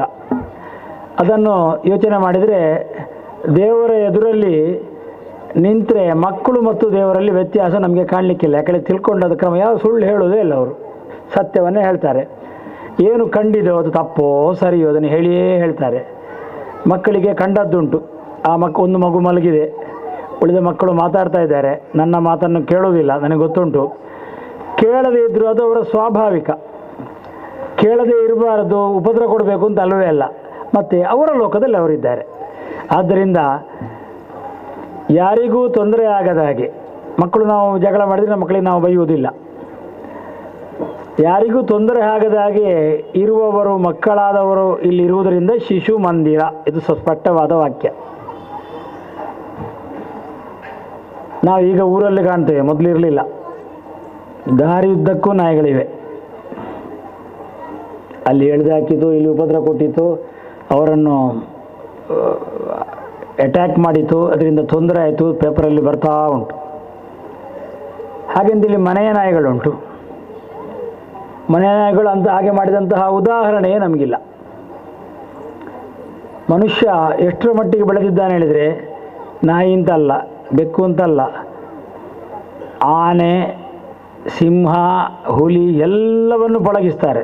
ಈಗ ನಮಗೆ ಸರ್ಕಸ್ನಲ್ಲಿ ಕಾಣಲಿಕ್ಕೆ ಸಿಗುವುದಿಲ್ಲ. ಸರ್ಕಸ್ನಲ್ಲಿ ಈಗ ಪ್ರಾಣಿಗಳನ್ನು ಉಪಯೋಗಿಸಬಾರ್ದು, ಕಾಡು ಪ್ರಾಣಿಗಳನ್ನು ಒಂದು ನಿರ್ಣಯ ಆಗಿದೆ. ಸರ್ಕಾರದ ಆದೇಶ, ಕೋರ್ಟ್ನ ಆದೇಶ ಎಲ್ಲ ಬಂದಿದೆ. ಇಲ್ಲದಿದ್ದರೆ ಮೊದಲು ನಮ್ಮಂತಹ ವಯಸ್ಸಿನವರಿಗೆ ಅದು ಕಾಣಲಿಕ್ಕೆ ಸಿಗ್ತಿತ್ತು. ಸರ್ಕಸ್ಗೆ ಹೋದರೆ ಸಿಂಹವನ್ನು ಪಳಗಿಸಿ ಬೇಕಾದ ಹಾಗೆ ಮಾಡಿಸ್ತಾರೆ. ಅದೇ ರೀತಿಯಾಗಿ ಆನೆಯನ್ನು ಪಳಗಿಸಿದ್ದು ನಮಗೆ ಈಗಲೂ ನೋಡಲಿಕ್ಕೆ ಕಾಣಲಿಕ್ಕೆ ಸಿಗ್ತದೆ. ಹುಲಿಯನ್ನು ಪಳಗಿಸಿ ಬೇಕಾದಂತಹ ಕೆಲಸವನ್ನು ಮಾಡ್ತಾರೆ. ಅಂತಹ ಕ್ರೂರವಾಗಿ, ಅದರ ಸ್ವಭಾವವೇ ವಿಚಿತ್ರ. ಆ ಸ್ವಭಾವವನ್ನು ಪಳಗಿಸ್ಲಿಕ್ಕಾಗ್ತದೆ ಅಂತಾದರೆ ಮನುಷ್ಯನನ್ನು ಪಳಗಿಸದೇ ಇರಲಿಕ್ಕಾಗ್ತದ? ಪಳಗಿಸ್ಲಿಕ್ಕೆ ಆಗೇ ಆಗ್ತದೆ. ಆದರೆ ಪಳಗಿಸದೇ ಇರೋದಕ್ಕಂತಹ ಒಂದು ವಾತಾವರಣ ನಮ್ಮಲ್ಲಿ ಉಂಟು. ನಮ್ಮಲ್ಲಿ ಮೊದಲು ಅಜ್ಜ ಇದ್ದರು. ಅಜ್ಜನಿಗೊಂದು 5-6 ಮಕ್ಕಳು. ಆ ಮಕ್ಕಳಲ್ಲಿ ಒಬ್ಬ ಇವರಪ್ಪ, ಅದಕ್ಕೂ ಅವ್ರಿಗೊಂದು ಅಮ್ಮ ಅಂತ ಇರ್ತದೆ. ಚಿಕ್ಕಮ್ಮ, ದೊಡ್ಡಮ್ಮ ಎಲ್ಲ ಇರ್ತಾರೆ ಒಂದಷ್ಟು ಜನ. ಆವಾಗ ಅಜ್ಜ ಹೇಳಲಿಕ್ಕುಂಟು, ಈಗ ಅಮ್ಮ ಹೇಳಿದರೆ ದೇವರು ಮೊದಲು ಅಮ್ಮನಿಗೆ ನಮಸ್ಕಾರ ಮಾಡಬೇಕು, ಅಲ್ಲಿಂದ ಆರಂಭ ಆಗ್ತದೆ. ಆಮೇಲೆ ಅಪ್ಪನಿಗೆ ಮಾಡು, ಆಮೇಲೆ ಉಳಿದವರಿಗೆ ಮಾಡು, ಗುರುಗಳಿಗೆ ಮಾಡು. ಈಗ ಹೇಳಲಿಕ್ಕೆ ಯಾರಿದ್ದಾರೆ? ಅಪ್ಪ, ಅಮ್ಮ, ಮಗ. ಅಮ್ಮ ನನಗೆ ನಮಸ್ಕಾರ ಮಾಡುವಂಥ ಅಮ್ಮನಿಗೆ ಹೇಳಲಿಕ್ಕಾಗ್ತದಾ? ಹೇಳಲಿಕ್ಕಾಗೋದಿಲ್ಲ. ನನಗೆ ನಮಸ್ಕಾರ ಮಾಡುವಂಥ ಅಮ್ಮ ನಾನು ದೇವರು ಅಂತ ಹೇಳಲಿಕ್ಕಾಗೋದಿಲ್ಲ. ಅಮ್ಮ ನಮಸ್ಕಾರ ಅಂತ ಹೇಳಿಕೊಡೋದಿಲ್ಲ. ಅಮ್ಮನಿಗೆ ನಮಸ್ಕಾರ, ಅಪ್ಪನಿಗೆ ನಮಸ್ಕಾರ ಮಾಡದ ಮಕ್ಕಳು ಉಳಿದವರಿಗೆ ಮಾಡ್ತಾರಾ? ಅಂತಹ ಒಂದು ಸಮಸ್ಯೆ ವಾತಾವರಣ ಇದು ಅನಿವಾರ್ಯ ಇದ್ದಿರ್ಬೋದು, ಹೌದಲ್ಲೋ ಗೊತ್ತಿಲ್ಲ, ಕೆಲವರು ಹೇಳುವ ಹಾಗೆ. ಆದರೆ ಇದರಿಂದಾಗಿ ಮಕ್ಕಳ ಸಂಸ್ಕಾರಕ್ಕೆ ಪೆಟ್ಟು ಬೀಳ್ತಾ ಉಂಟು. ತಾಯಿಗೆ ನಮಸ್ಕಾರ ಮಾಡಲಿಕ್ಕೆ ಗೊತ್ತಾಗೋದಿಲ್ಲ. ಅಂತಹ ಸಂದರ್ಭದಲ್ಲಿ ಅದನ್ನು ಯಾರು ಬೋಧಿಸಬೇಕು? ಹತ್ತಿರದ ಮನೆಯವರು ಬೋಧಿಸುವುದಿಲ್ಲ. ಹಾಗಿರುವಾಗ ಆ ಸಂಸ್ಕಾರವನ್ನು ಉಣಬಡಿಸುವವರು ಯಾರಾದರೂ ಒಬ್ಬರು ಬೇಕು. ಇಲ್ಲದಿದ್ದರೆ ಈಗಾಗಲೇ ಆರಂಭ ಆಗಿದೆ, ಇನ್ನು ಸ್ವಲ್ಪ ಸಮಯದಲ್ಲಿ ಭಾರತದಲ್ಲಿ ವೃದ್ಧಾಶ್ರಮ ಹೆಚ್ಚಾಗ್ತದೆ. ಯಾಕೆ ಹೇಳಿದರೆ ಅಪ್ಪ ಅಮ್ಮನ ಮೇಲೆ ಪ್ರೀತಿ ಇಲ್ಲ. ಮಕ್ಕಳನ್ನು ಹುಟ್ಟಿಸಾಕುವಂತಹ ಒಂದು ಫ್ಯಾಕ್ಟ್ರಿ ಅದು. ಮಕ್ಕಳನ್ನು ಬೆಳೆಸುವಂತಹ ಡ್ಯೂಟಿ ಅವರಿಗುಂಟು, ಅದು ಬಿಟ್ಟರೆ ಬೇರೆ ಇಲ್ಲ. ನೀವು ಅಮೇರಿಕ ದೊಡ್ಡ ದೇಶ, ದೊಡ್ಡಣ್ಣ, ಆ ದೊಡ್ಡಣ್ಣನ ಹತ್ತಿರ ಹೋದರೆ ಅಲ್ಲಿ ಮಕ್ಕಳನ್ನು ಹೆತ್ತಂತಹ ತಾಯಂದಿರು ಇದ್ದರೆ ಮಕ್ಕಳನ್ನು 2.5 ವರ್ಷಕ್ಕೆ ಶಾಲೆಗೆ ಸೇರಿಸುವವರೆಗೆ ಮಾತ್ರ ಅವರು ಮಕ್ಕಳು. 2.5 ವರ್ಷಕ್ಕೆ ಶಾಲೆಗೆ ಸೇರಿಸೋ ನನಗೆ ಗೊತ್ತಿಲ್ಲ, ನಾನು ಹೋಗಲಿಲ್ಲ ಅಮೇರಿಕಕ್ಕೆ. ಆದರೆ ಹೋದವರು ಹೇಳಿದ್ದು, ಒಂದು ಟ್ಯಾಗ್, ಒಂದು ID ಕಾರ್ಡ್ನಾಗೆ, ನಮ್ಮಲ್ಲಿ ID ಕಾರ್ಡ್ ಹಾಕ್ತೇವೆ ಇಂಥವ ಅಂತ ತಿಳ್ಕೊಳ್ಳಿಕ್ಕೆ, ಅಲ್ಲಿ ಒಂದು ನಂಬರ್ ಬೀಳ್ತದಂತೆ. ಯಾವ ನಂಬರ್ ಗೊತ್ತಿಲ್ಲ, ನಂಬರ್ ಗೊತ್ತಿಲ್ಲ ನನಗೆ. ಆ ನಂಬರಲ್ಲಿ ಇರ್ತದೆ. ಏನು ನಂಬರಲ್ಲಿ ನಂಬರ್ ಯಾವುದು ಅಂತ ಕೇಳಿದರೆ ಅದು ಪೊಲೀಸ್ ಸ್ಟೇಷನ್ ನಂಬರ್. ಮೊದಲು ಹೇಳಿಕೊಡೋದು ಹೇಳಿದರೆ ಕ್ರಿಮಿನಲ್ ಆ್ಯಕ್ಟಿವಿಟೀಸ್ನಾಗೆ ಯಾವುದು ಪರಿಹಾರ ಅಂತ ಕೊಡಲಿಕ್ಕೆ, ಅಂದರೆ ಪರಿಹಾರ ಅಲ್ಲ ಅಲ್ಲಿ ಕೊಡೋದು, ಅದು ಪರಿಹಾರ ಅಂತ ಕೊಡಲಿಕ್ಕೆ ಏನು ಉಂಟು ಅದರ ನಂಬರ್ ನಮಗೆ 2.5 ವರ್ಷಕ್ಕೆ ಬೀಳ್ತದೆ. ಹೇಳಿಕೊಡೋದು ಏನು ಹೇಳಿದರೆ, ನಿಮ್ಮ ಮನೆಯಲ್ಲಿ ಅಪ್ಪ ಅಮ್ಮ ನಿಮಗೆ ಉಪದ್ರ ಕೊಟ್ಟರೆ, ಏನಾದರೂ ಅನ್ಯಾಯ ಮಾಡಿದರೆ ಈ ನಂಬರ್ಗೆ ಫೋನ್ ಮಾಡಿ. ಫೋನ್ ಮಾಡಿದರೆ ಆಯಿತು. ಆವಾಗ ಆ ಮನೆಗೆ ಪೊಲೀಸ್ ಸ್ಟೇಷನ್ನ ಪೊಲೀಸ್ನವರು ಬರ್ತಾರೆ, ಯಾಕೆ ಮಗುವಿಗೆ ಹೊಡೆದ್ರಿ, ಯಾಕೆ ಮಗನಿಗೆ ಜೋರು ಮಾಡಿದ್ರಿ ಅಂತ. ಹೀಗೆ ಮಾತಾಡ್ತಾ ಅಮೇರಿಕದಲ್ಲಿದ್ದವರಿಗೆ ನಾನು ಈ ವಿಷಯ ಹೇಳಿದೆ. ಆವಾಗ ಹೌದು, ನಾನು 2 ಸಲ ಅವನಲ್ಲಿ ಪೊಲೀಸ್ ಬಂದಿದ್ದಾರೆ. ಯಾಕೆ ಹೇಳಿದರೆ ಆ ಮಗು ಕಂಪ್ಲೇಂಟ್ ಮಾಡಿದ್ದೇನು ಹೇಳಿದರೆ, ನನ್ನಲ್ಲಿದ್ದಂಥ ಟಾಯ್ಸ್ ಹೇಳಿದರೆ ಗೊಂಬೆಯನ್ನು ಅಮ್ಮ ಅಡಗಿಸಿಟ್ಟಿದ್ದಾಳೆ ಅಂತ. ಕಂಪ್ಲೇಂಟಲ್ಲಿ ಇರೋದು ಇಷ್ಟು. ಹೇಳಿದರೆ ಅಪ್ಪ ಅಮ್ಮ ಕಳ್ಳ ಅಂತ ಹೇಳಿಕೊಟ್ಟೇ ಮಕ್ಕಳನ್ನು ಬೆಳೆಸಿದ್ದು. ಅಪ್ಪ ಅಮ್ಮ ಕಳ್ಳ ಅಂತ ಹೇಳಿಕೊಟ್ಟು ಬಿಟ್ಟರೆ ಅಪ್ಪ ಅಮ್ಮ ಹೇಳಿದರೆ ನಾನು ಕೇಳಲಿಕ್ಕಿಲ್ಲ. ಶಾಲೆಯಲ್ಲಿ ಮಕ್ಕಳಿಗೆ ಹೇಳಿಕೊಡುವಂತಹ ತಂದೆ ತಾಯಂದಿರುಗಳು ಮನೆಯಲ್ಲಿ ಮಕ್ಕಳಿದ್ದಾರೆ, ಅವರು ಹಾಗೆ ಕಂಪ್ಲೇಂಟ್ ಮಾಡ್ತಾರೆ. ಶಾಲೆಯಲ್ಲಿ ತಂದೆ ತಾಯಿ ಹೊಡಿಲಿಕ್ಕಿಲ್ಲ ಅಥವಾ ಜೋರು ಮಾಡಲಿಕ್ಕಿಲ್ಲ. ಜೋರು ಮಾಡದೆ ಸಿಂಹವೇ ಹೇಳೋದು ಕೇಳೋದಿಲ್ಲ, ಮನುಷ್ಯ ಹೇಳ್ತಾನ. ಇದರಿಂದಾಗಿ ಮಕ್ಕಳ ಬೆಳವಣಿಗೆ ತುಂಬ ಸಮಸ್ಯೆ ಆಗಿದೆ. ಹಾಗಂತೇಳಿ ಜೋರು ಮಾಡಬೇಕು ಅಂತಲ್ಲ, ಮಕ್ಕಳ ಮನಸ್ಸನ್ನು ಪ್ರೀತಿ ಮತ್ತು ಭಯದಿಂದ ತಮ್ಮಲ್ಲಿ ಇರಿಸಿಕೊಳ್ಳತಕ್ಕಂತಹ ವಿಶಿಷ್ಟ ಕೆಲಸವನ್ನು ನಾವು ಮಾಡಬೇಕು. ಅಂತಹ ಕೆಲಸವನ್ನು ಮಾಡಬೇಕಾದ್ರೆ ವರ್ತಮಾನ ಕಾಲದಲ್ಲಿ ಮನೆ ಎನ್ನುವುದು ಪರ್ಯಾಪ್ತ ಹೇಳಿದರೆ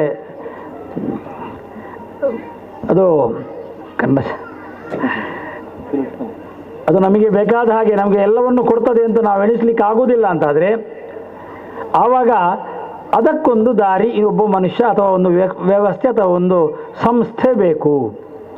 ಆ ಸಂಸ್ಥೆಯ ಮೂಲಕ ಹೇಳಿಕೊಡ್ಬೇಕು. ಮೊದಲು ಶಾಲೆಗೆ ಆಗ್ತಿತ್ತು, ಶಾಲೆಯಲ್ಲಿ ಹೇಳ್ತಿದ್ರು ಈತ ಗಣಪ, ಈತ ಈಶಾ, ಈಶನ ಮಗ ಗಣಪ ಅಂತಿತ್ತು ಶಾಲೆಯಲ್ಲಿ ಪಾಠಕ್ಕೆ. ಸ್ವಲ್ಪ ಅಷ್ಟಾದ್ರೂ ಇತ್ತು, ಭಾಳ ಹಿಂದೆ ಗುರುಕುಲ ಇತ್ತು. ಈಗ ಅದು ಹಾಕಿದರೆ ಕೇಸರೀಕರಣ ಅಂತ, ಅದನ್ನು ಹಾಕ್ಲಿಕ್ಕೆ ಬಿಡೋದಿಲ್ಲ. ಏನೋ ಒಂದು ಊರಿನ ಬೆಡದ್ದು ಕಥೆಗಳನ್ನೆಲ್ಲ ಹಾಕಿಬಿಡ್ತಾರೆ ಅದರಲ್ಲಿ. ಸಂಸ್ಕಾರ ಬರೋ ಒಂದು ಕಥೆ ಇಲ್ಲ. ಹಾಗಿರುವಾಗ ಈಶ ಹೇಳಿದರೆ ಏನು ಗೊತ್ತಿಲ್ಲ, ಗಣಪ ಹೇಳಿದರೆ ಏನು ಗೊತ್ತಿಲ್ಲ, ಅಮ್ಮನಿಗೆ ಹೇಗೆ ಯಾಕೆ ಗೌರವ ಕೊಡಬೇಕು ಅಂತ ಗೊತ್ತಿಲ್ಲ, ಅಪ್ಪನಿಗೆ ಯಾಕೆ ಗೌರವ ಕೊಡಬೇಕು ಅಂತ ಗೊತ್ತಿಲ್ಲ, ಗುರುಗಳಿಗೆ ಯಾಕೆ ಗೌರವ ಕೊಡಬೇಕು ಅಂತ ಗೊತ್ತಿಲ್ಲ ಅಂತ. ಆದರೆ ನಾವು ತಿಳ್ಕೊಳ್ಬೇಕು, ಇದನ್ನೆಲ್ಲ ನಾವು ಮಾಡಬೇಕು ಅಂತ. ಇದಕ್ಕಾಗಿ ವರ್ತಮಾನ ಕಾಲದಲ್ಲಿರುವಂಥದ್ದು ನಮಗೆ ಆದರ್ಶ ಪುರುಷನಾಗಿ ಈಗ ನಿತ್ಯವೂ ಪೂಜೆ ಮಾಡತಕ್ಕಂತಹ ರಾಮದೇವರನ್ನು ನಾವು ತಿಳ್ಕೊಳ್ಬೇಕು. ಇಡೀ ಅವರ ವಂಶವೇ ಹಾಗಂತೆ. ಶೈಶವೇಭ್ಯಸ್ತ ವಿದ್ಯಾನಾಂ ಯೌವನೆ ವಿಷಯೈಷಿಣಾಂ ವಾರ್ಧಕೆ ಮುನಿವೃತ್ತೀನಾಂ ಯೋಗೇನಾಂತೆ ತನುತ್ಯಜಾಂ. ಅವರ ಜೀವನ ಹೇಗಿತ್ತು ಹೇಳಿದರೆ, ತನ್ನ ಮಗುವಾಗಿ ಸ್ವಲ್ಪ ಬೆಳೆದ ಮೇಲೆ, ನಾವು ರಾಮಾಯಣದಲ್ಲೂ ನೋಡ್ತೇವೆ, ಭಾಗವತದಲ್ಲೂ ನೋಡ್ತೇವೆ, ರಾಮ ಮತ್ತು ಕೃಷ್ಣರ ಬಾಲ ಲೀಲೆಗಳು, ಅದರಲ್ಲಿ ಎಷ್ಟೋ ತಪ್ಪುಗಳನ್ನು ಮಾಡ್ತಾರೆ. ಬೆಣ್ಣೆಯನ್ನು ಕದ್ದಿದ್ದಾನೆ ಕೃಷ್ಣ, ನಾವು ಕೇಳ್ತೇವೆ. ರಾಮ ದೇವರಾದರೂ ಸಹ ನೀರನ್ನು ನೋಡಿ ನಮ್ಗೆ ಚಂದಮಾಮ ಬೇಕು ಅಂತ ಜಗಳ ಮಾಡಿದ ಕಥೆಯನ್ನು ನಾವು ಕೇಳ್ತೇವೆ. ಅಲ್ಲ ಅಂತ ದೊಡ್ಡದಾದ ಮೇಲೆ ಗೊತ್ತಾಗ್ತದೆ ಮಗು ಮಾಡುವುದು ಹೇಗೆ ಎನ್ನುವುದು. ಮಗು ಮಾಡಿದ್ದು ಸರಿ, ದೇವರು ಮಾಡಿದರೆ ಸರಿ ಅಲ್ವಾ? ಹಾಗಾದರೆ ಮಗು ಮಾಡಿದರೂ ಸರಿ ಇರಬೇಕು. ಯಾಕೆಂದರೆ ದೇವರು ಮಾಡಿದ್ದೇನೆ ಮಾಡಿದ್ದು ಮಗು. ಆದ್ದರಿಂದ ಅದನ್ನೆಲ್ಲ ಆದಮೇಲೆ ಕಲೀಲಿಕ್ಕೆ ಬರುವಾಗ ವಿದ್ಯೆಯನ್ನು ಮತ್ತು ಬುದ್ಧಿಯನ್ನು ಸರಿಯಾಗಿ ಕಲಿತಾರೆ ಅವರು. ಇದು ಸೂರ್ಯವಂಶದವರ ಒಂದು ಚರಿತ್ರೆ. ಕಲಿತ ವಿದ್ಯೆ ಬಿಟ್ಟರೆ ಬೇರೆ ಇಲ್ಲವೇ ಇಲ್ಲ. ಗುರುಗಳಿಗೆ ಮಹತ್ವ, ತಂದೆ ತಾಯಿಯಂದರಿಗೆ ಗೌರವ, ರಾಮದೇವರು ಏನು ಮಾಡಿದ್ದಾರೆ ಅಂತ ಸಣ್ಣ ಮಕ್ಕಳಿಗೆ ಕಥೆ ಹೇಳಿ ಇರ್ತದೆ ಇಲ್ಲಿ. ಹಾಗಾಗಿ ತಾಯಿಗೆ ಎಷ್ಟು ಗೌರವ ಕೊಡ್ತಾನೆ, ತಂದೆಗೆ ಎಷ್ಟು ಗೌರವ ಕೊಡ್ತಾನೆ, ಗುರುಗಳಿಗೆ ಎಷ್ಟು ಗೌರವ ಕೊಡ್ತಾರೆ, ಇದೆಲ್ಲ ಮಾಡುವುದರೊಟ್ಟಿಗೆ ಎಷ್ಟು ವಿದ್ಯೆಯನ್ನು ಕಲ್ತಿದ್ದಾನೆ. 16 ವರ್ಷ ತುಂಬುವುದಕ್ಕಿಂತ ಮೊದಲೇ ಹೋಗಿ ತಾಟಕಿಯನ್ನು ಕೊಲ್ಲುವಷ್ಟು ವಿದ್ಯೆಯನ್ನು ಕಲ್ತಿದ್ದಾನೆ ರಾಮ. ಊನ ಷೋಡಶ ಅಂತಲೇ ರಾಮಾಯಣದಲ್ಲಿ ಹೇಳ್ತಾರೆ. ಅಂತಹ ರಾಮ ಅಲ್ಲಿಯವರೆಗೆ, ರಾಮ ಆಗಲಿ ರಾಮನ ತಂದೆ ಆಗಲಿ ಯಾರಾಗಲಿ, ಅವರು ಸಣ್ಣದಿರುವಾಗ ವಿದ್ಯೆಯನ್ನೇ ಕಲಿತವರು. ಯೌವನಕ್ಕೆ ಬಂತು. ಯೌವನಕ್ಕೆ ಬರುವಾಗ ವಿದ್ಯೆಗೊಂದು ಉದ್ಯೋಗ. ಮನುಷ್ಯನಲ್ಲಿ ಅದು ಬೇಕೇ ಬೇಕು. ಒಂದು ಜೀವನದಲ್ಲಿ ಅವ ಒಂದು ಹಂತದಲ್ಲಿ ಆಗುವಾಗ ಆ ಉದ್ಯೋಗ, ಅದರಿಂದಾಗಿ ಆರ್ಥಿಕ ಹೊರೆಯನ್ನು ಇಲ್ಲವಾಗಿಸೋದು, ತಂದೆ ತಾಯಂದಿರನ್ನು ಚೆನ್ನಾಗಿ ಸಾಕೋದು ಹೇಗೆ ಅಂತ ನೋಡ್ಕೊಳ್ಳೋದು, ಆಮೇಲೆ 4 ಜನರಿಗೆ ಉಪಕಾರ ಮಾಡೋದು, ಮದುವೆ ಆಗುವುದು, ಮದುವೆ ಆದ್ದರಿಂದ ಒಳ್ಳೆಯ ಮಕ್ಕಳನ್ನು ಹೆರುವುದು, ಒಳ್ಳೆಯ ಸಂಸ್ಕಾರವನ್ನು ಕೊಡೋದು, ಇದೆಲ್ಲ ಯೌವನದ ಪರಿಕಲ್ಪನೆ. ನಾವೆಲ್ಲ ಉದ್ಯೋಗದಲ್ಲಿ 60 ವರ್ಷ ಅಂತ ಈಗ ಮಾಡಿದ್ದಾರೆ. ಮೊದಲು 55 ಇತ್ತು, 58 ಆಯ್ತು, ಈಗ 60 ವರ್ಷಕ್ಕೆ ರಿಟೈರ್ಡ್ ಹೇಳಿದ್ರೆ, ಒಮ್ಮೆ ಟೈರ್ಡ್ ಇತ್ತು, ರಿಟೈರ್ಡ್ ಹೇಳಿದ್ರೆ ಹಾಗಲ್ವ, ರಿಟೈರ್ಡ್. ಮತ್ತೊಮ್ಮೆ ಅವರಿಗೆ ಸುಸ್ತಾಗ್ತದೆ. ಮೊದಲಿನ ಸುಸ್ತು ಹೇಳಿದರೆ ಮಕ್ಕಳು, ಅದು ಸುಸ್ತು ಅಂತ ಕಾಣೋದಿಲ್ಲ ನಮಗೆ. ಓಡ್ತಾರೆ, ಎಷ್ಟು ಓಡ್ತಾರೆ ಅಂತ ಅವರಿಗೆ ಗೊತ್ತಿಲ್ಲ. ದಿವಸಕ್ಕೊಂದು 25 ಕಿಲೋಮೀಟ್ರ್ ಓಡ್ತಾರೆ. ಆದರೂ ಮತ್ತೆ ರಾತ್ರಿ ಮಲಗುವಾಗ ಮಾತ್ರ ಸುಸ್ತು ಗೊತ್ತಾಗೋದು. ಅಷ್ಟುವರೆಗೆ ಕೆಲಸ ಅವರು ಆಡ್ತಾ ಇರ್ತಾರೆ. ಕೊನೆಯ ಕಾಲದಲ್ಲಿ ಅದು ಮಾಡಲಿಕ್ಕೆ ಆಗೋದಿಲ್ಲ. ಹಾಗಾದರೆ ಆ ಟೈರ್ಡ್ನೆಸ್ಸನ್ನು ಹೇಗೆ ತೆಗಿಬೇಕು? ಮಕ್ಕಳಾಗಿ ಸಾಮರ್ಥ್ಯ ಇಲ್ಲ ಅಂತ ಹೇಳಿದರೆ, ವಾರ್ಧಕಿ ಮುನಿವೃತ್ತಿನಾಂ, ಕೊನೆಯಲ್ಲಿ ಅವರು ಮುನಿಗಳ ಹಾಗೆ ಬದುಕ್ತಾ ಇದ್ರಂತೆ. ಸೀತೆಯನ್ನು ರಾಮ ಕಾಡಿಗೆ ಕಳಿಸಿದ ಅಂತ ಕೇಳ್ತೇವೆ ನಾವು. ಕಳಿಸಿದ ಮೇಲೆ ರಾಮ ಹೇಗಿದ್ದ ಅಂತ ಕೇಳಿದರೆ, ರಾಜನಾಗಿದ್ದರೂ ಕಂದಮೂಲನೇ ತಿಂತಿದ್ದವ. ರಾಜನಾದರೂ ಸಹ ನೆಲದಲ್ಲೇ ಮಲಗ್ತಿದ್ದ. ಯಾಕೆ? ಸೀತೆಯು ನನ್ನೊಂದಿಗಿಲ್ಲ, ಅವಳಿಗೆ ಕಷ್ಟ ಕೊಟ್ಟಿದ್ದೇನೆ, ನಾನು ಅನುಭವಿಸ್ತೇನೆ ಅಂತ ಮಾಡ್ತಾ, ಆ ಮೂಲಕವಾಗಿ ಪ್ರಜೆಗಳನ್ನು ತನ್ನ ಮಕ್ಕಳಾಗೆ ನೋಡುವುದರೊಂದಿಗೆ ಅದೇ ದೇವರ ಪೂಜೆ ಅಂತ ತಿಳ್ಕೊಳ್ತಾ ಮಾಡ್ತಾ ಇದ್ದ. ಹಾಗಾಗಿ ಅದು ಕೆಲವರೆಲ್ಲ ಕಾಡಿಗೆ ಹೋಗಿ ಕಾಡಿನಲ್ಲಿ ತಪಸ್ಸನ್ನು ಮಾಡೋದೆಲ್ಲ ಮಾಡ್ತಿದ್ರು. ಈ ಮೂಲಕವಾಗಿ ಪ್ರತಿಯೊಂದರಲ್ಲಿಯೂ ಸಹ ಶುನಿಶೈವ ಶ್ವಪಾಕೇಚ ನಾವು ಹೇಳುವಂಥ ಪಂಡಿತ ಸಮದರ್ಶಿನ ಅಂತ, ಎಲ್ಲದರಲ್ಲೂ ಒಂದೇ ಎಲ್ಲದರಲ್ಲೂ ದೇವರನ್ನು ಕಾಣ್ತಾರೆ ಅಂತ. ನಾಯಿಯಲ್ಲೂ ದೇವರನ್ನು ಕಾಣ್ತಾರೆ ಅಂತ ಅದರಲ್ಲಿ ಅರ್ಥ. ಆ ಕಾಣುವ ಮೂಲಕ ಪ್ರತಿಯೊಂದನ್ನು ವಿಚಾರಣೆ ಮಾಡ್ತಾರೆ ಅಂತ. ಇದು ಯಾಕೆ ಹೇಳ್ತೀನಿ ಹೇಳಿದರೆ, ರಾಮನಲ್ಲಿ ನಾಯಿಯ ಕಥೆ ಉಂಟು. ನಾಯಿಗೆ ಒಬ್ಬ ಉಪದ್ರ ಕೊಟ್ಟಾಗ ನಾಯಿ ಹೋಗಿ ರಾಮನಲ್ಲಿ ಕಂಪ್ಲೇಂಟ್ ಮಾಡಿತಂತೆ. ಏನು ಮಾಡಬೇಕು, ಇವ ನನಗೆ ಉಪದ್ರ ಕೊಟ್ಟಿದ್ದಾನೆ, ಏನು ಉಪದ್ರ ಕೊಟ್ಟದ್ದೇ ಕಲ್ಲು ಬಿಸಾಡಿದ್ದು. ನಾವು ಮಾಡ್ತೇವೆ, ಅದು ಮಾಡುವ ತಪ್ಪು ಹೇಳುವುದಕ್ಕೆ ಒಂದು ಕಥೆ. ಆವಾಗ ಹೌದಾ ಹೇಳಿದರೆ ಹೌದು. ಹಾಗಾದರೆ ಇವನಿಗೆ ಶಿಕ್ಷೆ ಕೊಡಬೇಕು. ಏನು ಶಿಕ್ಷೆ ಕೊಡುವ? ನಾಯಿಯಲ್ಲಿ ಕೇಳುವಾಗ ನಾಯಿ ಹೇಳಿತಂತೆ, ಇವನೊಂದು ಯಾವುದಾದ್ರೂ ಹೊಣೆಗಾರಿಕೆ, ಅದು ದೇವಸ್ಥಾನ ಇರ್ಬೋದು, ಇನ್ನೊಂದು ಇರ್ಬೋದು, ಒಂದರ ಹೊಣೆಗಾರಿಕೆಯಲ್ಲಿ ಹೋಗಿ ಕೂತ್ಕೊಡ್ಸು ಅಂತ. ಅದಕ್ಕೊಂದು ದೊಡ್ಡ ಶಿಕ್ಷೆ ಇಲ್ಲ ಅಂತ. ದೇವಸ್ಥಾನ ಮುಕ್ತೇಶ್ವರ ಅಂತ ಕೊಡುದು, ಯಾಕಂದರೆ ತಲಪಾಡಿ ದೇವಸ್ಥಾನ, ನಾವು ಕಟೀಲು ದೇವಸ್ಥಾನದಲ್ಲಿ ಇದ್ದೇವೆ. ಮುಕ್ತೇಶ್ವರಾಗಿ ಕೂತ್ಕೊಳ್ಸು ಅಂತ. ಯಾಕೆ ಹೇಳಿದರೆ, ಲೋಕದಲ್ಲಿ ಇರುವ ಬೇರೆ ಬೇರೆ ರೀತಿಯ ಜನ ಅವರಲ್ಲಿ ಬರ್ತಾರೆ. ಬರುವ ಮೂಲಕವಾಗಿ ಹೇಳ್ತಾರೆ, ಇದು ಮಾಡಿದ್ದು ಸರಿಯಲ್ಲ ಅಂತ. ಮತ್ತೆ ಬರ್ತಾನೆ, ಭಾರಿ ಒಳ್ಳೆ ಮಾಡಿದ್ರಿ ಅಂತ. ಅದು ಅವರವರ ಮನೋಭಾವ. ಇದರಿಂದಾಗಿ ಹೊಗಳುವವರು ಎಷ್ಟಿದ್ದಾರೆ ಅಷ್ಟು ತೆಗಳುವವರು ಜನ ಇರ್ತಾರೆ. ರಾಮ ಒಬ್ಬ ತೆಗಳಿದ್ದಕ್ಕೆ ಸೀತೆಯನ್ನು ಬಿಟ್ಟಿದ್ದಾನೆ. ನಾವು ಎಷ್ಟು ಮುಕ್ತೇಶ್ವರಕ್ಕೆ ಬಿಡಬೇಕು ಗೊತ್ತಿಲ್ಲ. ಈ ಪರಿಸ್ಥಿತಿಯನ್ನು ಕೊಡುವಂತಹ ವ್ಯವಸ್ಥೆ. ಹಾಗೆ ನಾಯಿಯ ವಿಚಾರಣೆಯನ್ನು ಇತ್ಯರ್ಥ ಮಾಡಿ ತಥಾಸ್ತು ಹೇಳಿದಂತೆ ಆ ರಾಮ, ಮುಂದಿನ ಜನ್ಮದಲ್ಲಿ ಮುಕ್ತೇಶ್ವರ ಆಗಲಿ ಅಂತ. ಹಾಗೆ ನಾಯಿಯ ವಿಚಾರಣೆಯನ್ನೂ ಮಾಡತಕ್ಕಂತಹ ರಾಮ ಅಷ್ಟು ರೀತಿಯಲ್ಲಿ ಮುನಿವೃತ್ತಿಯನ್ನು ಆಚರಣೆ ಮಾಡಿದ ಅಂತ. ನಾಯಿಯಲ್ಲೂ ಸಹ ದೇವರನ್ನು ಕಂಡ. ಹಾಗಾಗಿ ಕಲ್ಲು ಬಿಸಾಡಿದ್ರೆ ಯಾರಿಗೆ ಬಿಸಾಡಿದ್ದು? ಒಂದು ದೇವರಿಗೆ ಬಿಸಾಡಿದ್ದು. ಆ ದೇವರಿಗೆ ಬಿಸಾಡಿದ್ದಕ್ಕೆ ಶಿಕ್ಷೆ ಅವನಿಗೆ ಅಂತ. ಅಂತಹ ಕಲ್ಪನೆ. ಕೊನೆಗೆ ಯೋಗೇನಾಂತೆ ತನುತ್ಯಜಾಂ, ಯೌಗಿಕವಾದಂತಹ ಸಾಧನೆಯಿಂದ ಭೂಮಿಯನ್ನು ಬಿಟ್ಟು, ಈ ದೇಹವನ್ನು ಬಿಟ್ಟು ಮೇಲೆ ಹೋಗ್ತಿದ್ರು ಅಂತ. ರಾಮದೇವರು ಮಾಡಿದ ಹಾಗೆ ಸಮಾಯಾತ ಸಮಾಯಾತ ಏ ಮೋಕ್ಷ ಪದೇಚ್ಛವ ಅಂತ, ಯಾರು ಬರ್ತೀರಿ ನೀವೆಲ್ಲ ಬನ್ನಿ ಮೋಕ್ಷಕ್ಕೆ ಹೋಗೋರು ಅಂತ ಹೇಳಿ ಎಲ್ಲರನ್ನು ಕರ್ಕೊಂಡು ಹೋಗಿ ಸರಯು ನದಿಯಲ್ಲಿ ಮುಳುಗಿದ ಮೇಲೆ ರಾಮದೇವರು ಕಾಣಲಿಲ್ಲಂತೆ. ಹಾಗೆ ಮುಳುಗುವಾಗ ಹೋಗದೆ ಸ್ವಲ್ಪ ಜೀವದ ಆಸೆಯಲ್ಲಿ ಉಳಿದವರು ನಾವು. ಹಾಗಾಗಿ ಇವತ್ತು ಇದನ್ನು ಅನುಭವಿಸ್ತಾ ಇದ್ದೇವೆ. ಹಾಗಾಗಿ ಮಕ್ಕಳನ್ನು ಬೆಳೆಸುವಂತಹ ರೀತಿ ಹೇಗೆ, ದಶರಥ ಅಷ್ಟು ದೊಡ್ಡ ರಾಜನಾದರೂ ಮಗುವನ್ನು ಹೇಗೆ ಬೆಳೆಸಿದ, ಕಾಡಲ್ಲಿ ಬದುಕುವ ಹಾಗೆ ಬೆಳೆಸಿದ ಅಂತ ನಾವು ಹೇಳ್ತೇವೆ. ಸಣ್ಣ ಮಕ್ಕಳಿಗೆ ಉಪದ್ರ ಕೊಡ್ತೇವೆ ಅಂತ, ಉಪದ್ರ ಅಲ್ಲ ಅದು, ಅವರನ್ನು ಸಿದ್ಧಪಡಿಸುವುದು, ನಾಯಿಯನ್ನು ಮನೆಯಲ್ಲಿ ಸಿದ್ಧಪಡಿಸಿದ ಹಾಗೆ. ಆ ಸಣ್ಣ ಮಕ್ಕಳು ಆ ಗಾದೆಯ ಮಾತನ್ನು, ಆ ಒಗಟನ್ನು, ಆ ದೇವರ ನಾಮವನ್ನು ಪ್ರತಿಯೊಂದನ್ನು ಹೇಳ್ತಾ ಇದ್ದಾರೆ. ಅವರಿಗೆ ಆ ವಿಚಾರದಲ್ಲಿ ಅರ್ಥ ಆಗಿದೆ, ಬಟ್ ಅದರ ವ್ಯವಹಾರ ಮಾಡೋದು ಹೇಗೆ ಅಂತ ಮಾತ್ರ ಗೊತ್ತಿಲ್ಲ ಅಷ್ಟೇ. ಅಷ್ಟು ಒಂದು ರೀತಿಯಲ್ಲಿ ಆ ಮಕ್ಕಳಿಗೆ ಸಂಸ್ಕಾರವನ್ನು ಕೊಟ್ಟಿದ್ದೇವೆ. ಸಂಸ್ಕಾರವನ್ನು ಚೆನ್ನಾಗಿ ಕೊಟ್ಟರೆ, ಸಣ್ಣದಿರುವಾಗ ಗಿಡಕ್ಕೆ ಒಂದಷ್ಟು ನಾವು ಗೊಬ್ಬರಗಳನ್ನು ಹಾಕಿದರೆ ದೊಡ್ಡದಾದ ಮೇಲೆ ಫಲ ಬೀಳ್ತದೆ. ದೊಡ್ಡದಾದ ಮೇಲೆ ತುಂಬ ಅದಕ್ಕೆ ನಾವು ಗೊಬ್ಬರವನ್ನು ಕೊಟ್ಟರೆ ಅದರಲ್ಲಿ ಫಲ ಬರುವುದೇ ಇಲ್ಲ. ಅದು ಸೊರಕುದುಂಡು ಅಂತ. ನಮ್ಮಲ್ಲಿ ದನಗಳನ್ನು ಸಹ ಅದು ಕರು ಆಗುವಂತಹ ಒಂದು ಗಡಸು ಅಂತ ನಾವು ಹೇಳ್ತೇವೆ. ಅದಕ್ಕೂ ಹೆಚ್ಚು ಕೊಟ್ಟರೆ ಅದರಲ್ಲಿ ಗಬ್ಬ ಬರುವುದಿಲ್ಲ.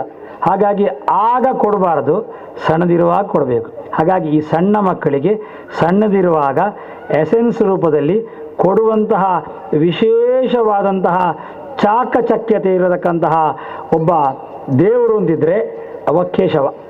ನಾರಾಯಣ ದೇವರು ಹೇಳಿದ್ರು, ಎಲ್ಲ ದೃಷ್ಟಿಯಲ್ಲೂ ನಾವು ಯೋಚಿಸಲಿಕ್ಕಿದ್ರೆ ಅವನ ಲೋಕದಲ್ಲಿ ಸರ್ವಾಂತರ್ಯಾಮಿ, ಪ್ರತಿಯೊಂದು ದೇಹದಲ್ಲೂ ಇರ್ತಾನಂತೆ. ವಾಸುದೇವ ಅಂತ ಹೆಸರು ಬಂದದಾಗಿ ಎಲ್ಲರ ದೇಹದಲ್ಲೂ ವಸತಿ ಅವ ಇರ್ತಾನೆ. ಆದ್ದರಿಂದ ಅವ ವಾಸುದೇವ, ಅವನೇ ಕೇಶವ.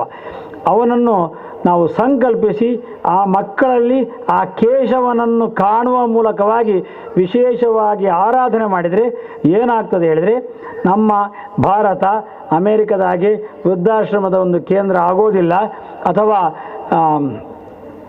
ಪಾಕಿಸ್ತಾನದಾಗಿ ಉಗ್ರಗಾಮಿಗಳ ಒಂದು ಕೇಂದ್ರ ಆಗುವುದಿಲ್ಲ.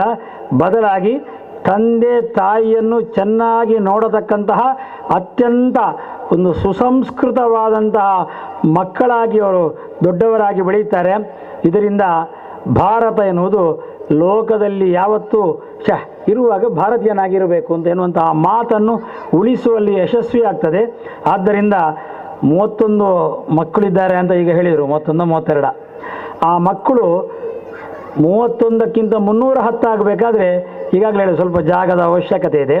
ಆ ಜಾಗ ಬೇಕು. ಜಾಗ ಯಾಕೆ ಬೇಕು ಹೇಳಿದರೆ ಸ್ವಾರ್ಥಕ್ಕಲ್ಲ. ಈ ಮಕ್ಕಳನ್ನು, ನಿಮ್ಮ ಮಕ್ಕಳನ್ನು, ನಮ್ಮ ಮಕ್ಕಳನ್ನು ಅದು ಚೆನ್ನಾಗಿ ಬೆಳೆಸುವಂತಹ ಕೇಂದ್ರ ಆಗಬೇಕು ಅಂತ ನಾರಾಯಣರಲ್ಲಿ ನಾನು ಮಾತಾಡಿದ್ದೇನೆ. ಕಟೀಲಿಗೂ ಒಮ್ಮೆ ಬರಬೇಕು ನೀವು ಅಂತ ಹೇಳಿ. ಯಾಕೆ ಹೇಳಿದರೆ ನಾವು ನಮ್ಮ ಹಂತದಲ್ಲಿ ನಾವು ಮಾಡ್ತೇವೆ, ಅದನ್ನು ಚೆನ್ನಾಗಿ ಮಾಡುವಲ್ಲಿ ನಿಮ್ಮ ಸಲಹೆ ಸಹಕಾರಗಳು ಬೇಕು ಅಂತ ಹೇಳಿ. ಹಾಗಾಗಿ ಪ್ರತಿಯೊಂದು ಊರಲ್ಲಿಯೂ ಒಂದು ಕೇಶವ ಶಿಶು ಮಂದಿರ ಆಗುವ ಹಾಗೆ ಆಗಲಿ. ಆ ಮೂಲಕವಾಗಿ ಭಾರತ ಶ್ರೀಮಂತವಾಗಿ ಇದೆ, ಶ್ರೀಮಂತವಾಗಿ ಇರಬೇಕು, ಶ್ರೀಮಂತವಾಗಿ ಇದೆ ಅಂತ ಎಲ್ಲರೂ ಹೇಳುವ ಹಾಗೆ ಆಗಲಿ ಅಂತ ನಮ್ಮ ಆರಾಧ್ಯ ಮೂರ್ತಿಯಾದಂತಹ ತಲಪಾಡಿಯ ದುರ್ಗಾ ಪರಮೇಶ್ವರಿಗೆ ಅಭಿನ್ನಳಾಗಿರತಕ್ಕಂತಹ ಕಟೀಲ್ನ ದುರ್ಗಾ ಪರಮೇಶ್ವರಿಯಲ್ಲಿ ಪ್ರಾರ್ಥಿಸ್ತಾ ನನ್ನ ಮಾತನ್ನು ಮುಗಿಸ್ತೇನೆ. ಜಗದಂಬಾರ್ಪಣ ವಸ್ತು. ಕೋರ್ಮಿಂಚು ಮೈದಾಳಿ ಗುಡುಗಿತು ನವಮಂಡಲ, ರಾಮನ ನೆಲದಿಂದ ಧರ್ಮದ ನೆಲೆಯಿಂದ ಬೆಳಗಲಿ ಭುವಿಯಂಗಳ, ರಾಮನಾಮದಿ ಬೆಳಗಲಿ ಭುವಿಯಂಗಳ. ಸಮಾಧಾನದ ಶ್ರುತಿಗಿಹುದೇಲಯ, ಸಾಮರಸ್ಯದ ಕೃತಿಗೆಲ್ಲಿಯ ಕ್ಷಯ, ವಿಷಮದ ವ್ಯಾಪಾರ ವಿಶ್ವದಿ ನಶಿಸಲಿ, ವಿಷಮದ ವ್ಯಾಪಾರ ವಿಶ್ವದಿ ನಶಿಸಲಿ, ರಸಪೂರ್ಣವೆನಿಸಲಿ ಈ ತಾಯಿ ನೆಲ, ರಾಮನ ನೆಲದಿಂದ ಧರ್ಮದ ನೆಲೆಯಿಂದ ಬೆಳಗಲಿ ಭುವಿಯಂಗಳ, ರಾಮನಾಮದಿ ಬೆಳಗಲಿ ಭುವಿಯಂಗಳ. ಜಡತೆಯ ವಂಶಕ್ಕೆ ವಜ್ರಾಘಾತ, ಜಾಗ್ರತ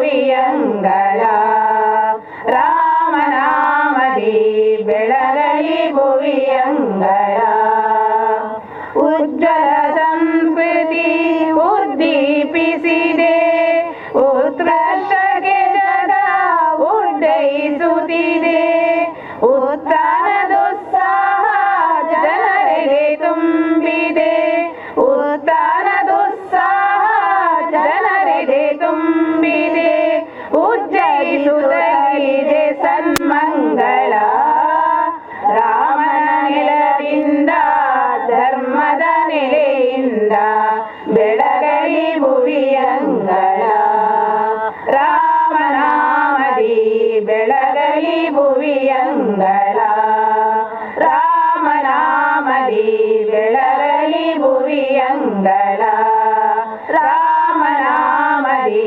ಬೆಳಗಲಿ ಭುವಿಯಂಗಳ. ಒಂದ್ಸಲ ಜೋರಾಗಿ ಮಕ್ಕಳು ಹೇಳ್ತಾ ಇದ್ದಾರೆ ಇಷ್ಟೊತ್ತು ಜೈ ಶ್ರೀರಾಮ್ ಅಂತ ಯಾರೂ ನಾವು ಹೇಳಲಿಲ್ಲ. ನಾನು 3 ಸಲ ಹೇಳ್ತೇನೆ, ನೀವು ಜೋರಾಗಿ ಹೇಳ್ಬೇಕು. ಜೈ ಶ್ರೀರಾಮ್.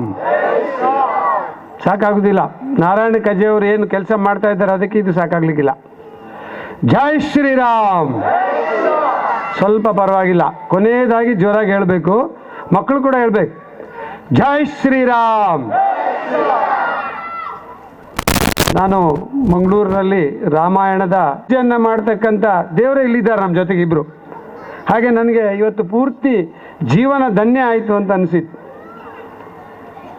ಈ ನಾರಾಯಣ ಕಜೆಯವ್ರ ಬಗ್ಗೆ ಒಂದು ಹೇಳಿ ನಾನು ಮುಂದೆ ಹೋಗ್ತೇನೆ. ಅವರು ಫೋನ್ ಮಾಡಿದಾಗ ನನ್ನ ಜೊತೆಗೆ ಸಂಘದ ಪ್ರಚಾರಕರು ಹಿರಿಯರೆಲ್ಲ ಇದ್ದರು. ನಾರಾಯಣ ಕಜೆಯವ್ರ ಫೋನ್ ಬಂತು ಅಂತ ಹೇಳಿದ್ದು ನಾನು. ಓ, ನಾರಾಯಣ ಕಜೆಯವರಾ? ಅವರು ಒಂದ್ಸಲ ನಿಮಗೆ ಪರಿಚಯ ಆದರೆ ಬಿಡುವುದೇ ಇಲ್ಲ ಅವರು ಅಂತೇಳಿ. ಅಂದರೆ ಸಹವಾಸ ದೋಷ. ಇವತ್ತು ಶಿವರಾಮ್ ಶೆಟ್ಟರು ಕೂಡ ಅದೇ ರೀತಿ ಆಗ್ತಾ ಇದ್ದಾರೆ.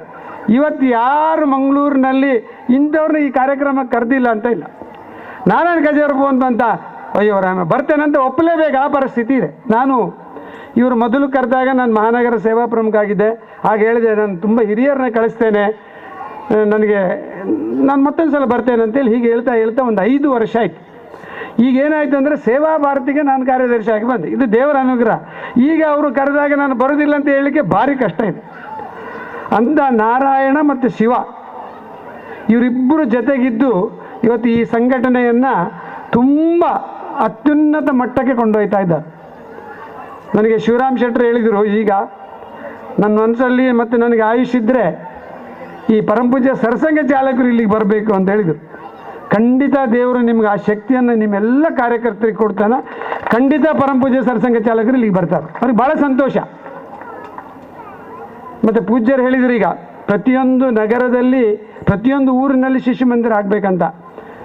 ಅವರ ಒಂದು ಮಾತಿಗೆ ಒಂದು ಅನುಮೋದನೆ ಥರ ನಾನೊಂದು ಮಾಹಿತಿಯನ್ನು ಅವ್ರಿಗೆ ಕೊಡಲಿಕ್ಕೆ ಇಚ್ಛೆಪಡ್ತೇನೆ. 3ನೇ ತಾರೀಕು ಫೆಬ್ರವರಿ ಏನು ನಮ್ಮದು ಅಡ್ಯಾರ್ ಗಾರ್ಡನ್ ಅಂತಿದೆ, ಅಲ್ಲಿ ಒಂದು ಇಡೀ ವಿಭಾಗದ 300ರಿಂದ 1000 ಬಾಲಗೋಕುಲಗಳನ್ನ ನಡೆಸ್ತಕ್ಕಂಥ ತಾಯಂದಿರಿಗೆ ಪ್ರಶಿಕ್ಷಣ ಕೊಡ್ಲಿಕ್ಕೆ ಹೊರಟಿದ್ದಾರೆ. ಅವ್ರ ಮನಸ್ಸಲ್ಲಿತ್ತು, ಅದನ್ನು ದೇವರು ಇನ್ನೊಂದು ರೀತಿಯಲ್ಲಿ ನಡೆಸಿಕೊಡ್ತಾ ಇದ್ದಾರೆ ಅಂತ ಅವ್ರಿಗೆ ಒಂದು ಹೇಳಲಿಕ್ಕೆ ನಾವು ಹೊರಟದ್ದು. 3 ತಾರೀಕು ಫೆಬ್ರವರಿ 12:30 ಗಂಟೆಯಿಂದ ಸಂಜೆವರೆಗೆ. ನಾವು ಶೆಟ್ರ ಹತ್ರ ಹೋದ್ವಿ. ತುಂಬ ಜನ ಹೇಳಿದರು ಅವ್ರು ಕೊಡಲಿಕ್ಕಿಲ್ಲ ಮಾರಾಯರೆ, ಅವರೆಲ್ಲ ಮದುವೆಗಳು ಹಾಲುಗಳು ಫಂಕ್ಷನ್ ಇರ್ತಂತ. ಅದಕ್ಕೆ ನಾನೊಂದು ಸುಮ್ಮನೆ ಒಂದು ಪ್ರಯತ್ನ ಮಾಡೋಣ ದೇವರಿಚ್ಛೆ ಅಂತ ಹೋದ್ವಿ. ನಾನು ಹೋಗಿ ಅಲ್ಲಿ ಶೆಟ್ರ ಹತ್ರ ಮಾತಾಡಿದೆ, ಹೀಗೆ ಕಾರ್ಯಕ್ರಮ ಉಂಟು, ನೀವು ಕೊಡ್ತೀರಾ? ನಾನು ಮುಖ್ಯ ಶಿಕ್ಷಕ ಆಗಿದ್ದೆ, ನಿಮ್ಗೆ ಏನು ಬೇಕು ಎಲ್ಲವೂ ಕೊಡ್ತೇನೆ ಅಂತ ಹೇಳಿಬಿಟ್ಟು. ಇವತ್ತು ಇಡೀ ಜಗತ್ತು ದೇಶ ಭಾರತದ ಕಡೆ ನೋಡ್ತಾ ಇದೆ. ನೀವೇನು ಅಂದ್ಕೊಳ್ತಾ ಇದ್ರೆ ಅದು ಆಗ್ತಾಯಿದೆ. ತುಂಬ ಹಿಂಜರಿದಿದ್ರು, ಅಡ್ಯಾರ್ ಗಾರ್ಡನ್ ಸಿಗ್ಲಿಕ್ಕಿಲ್ಲ ಅಂತೇಳಿ.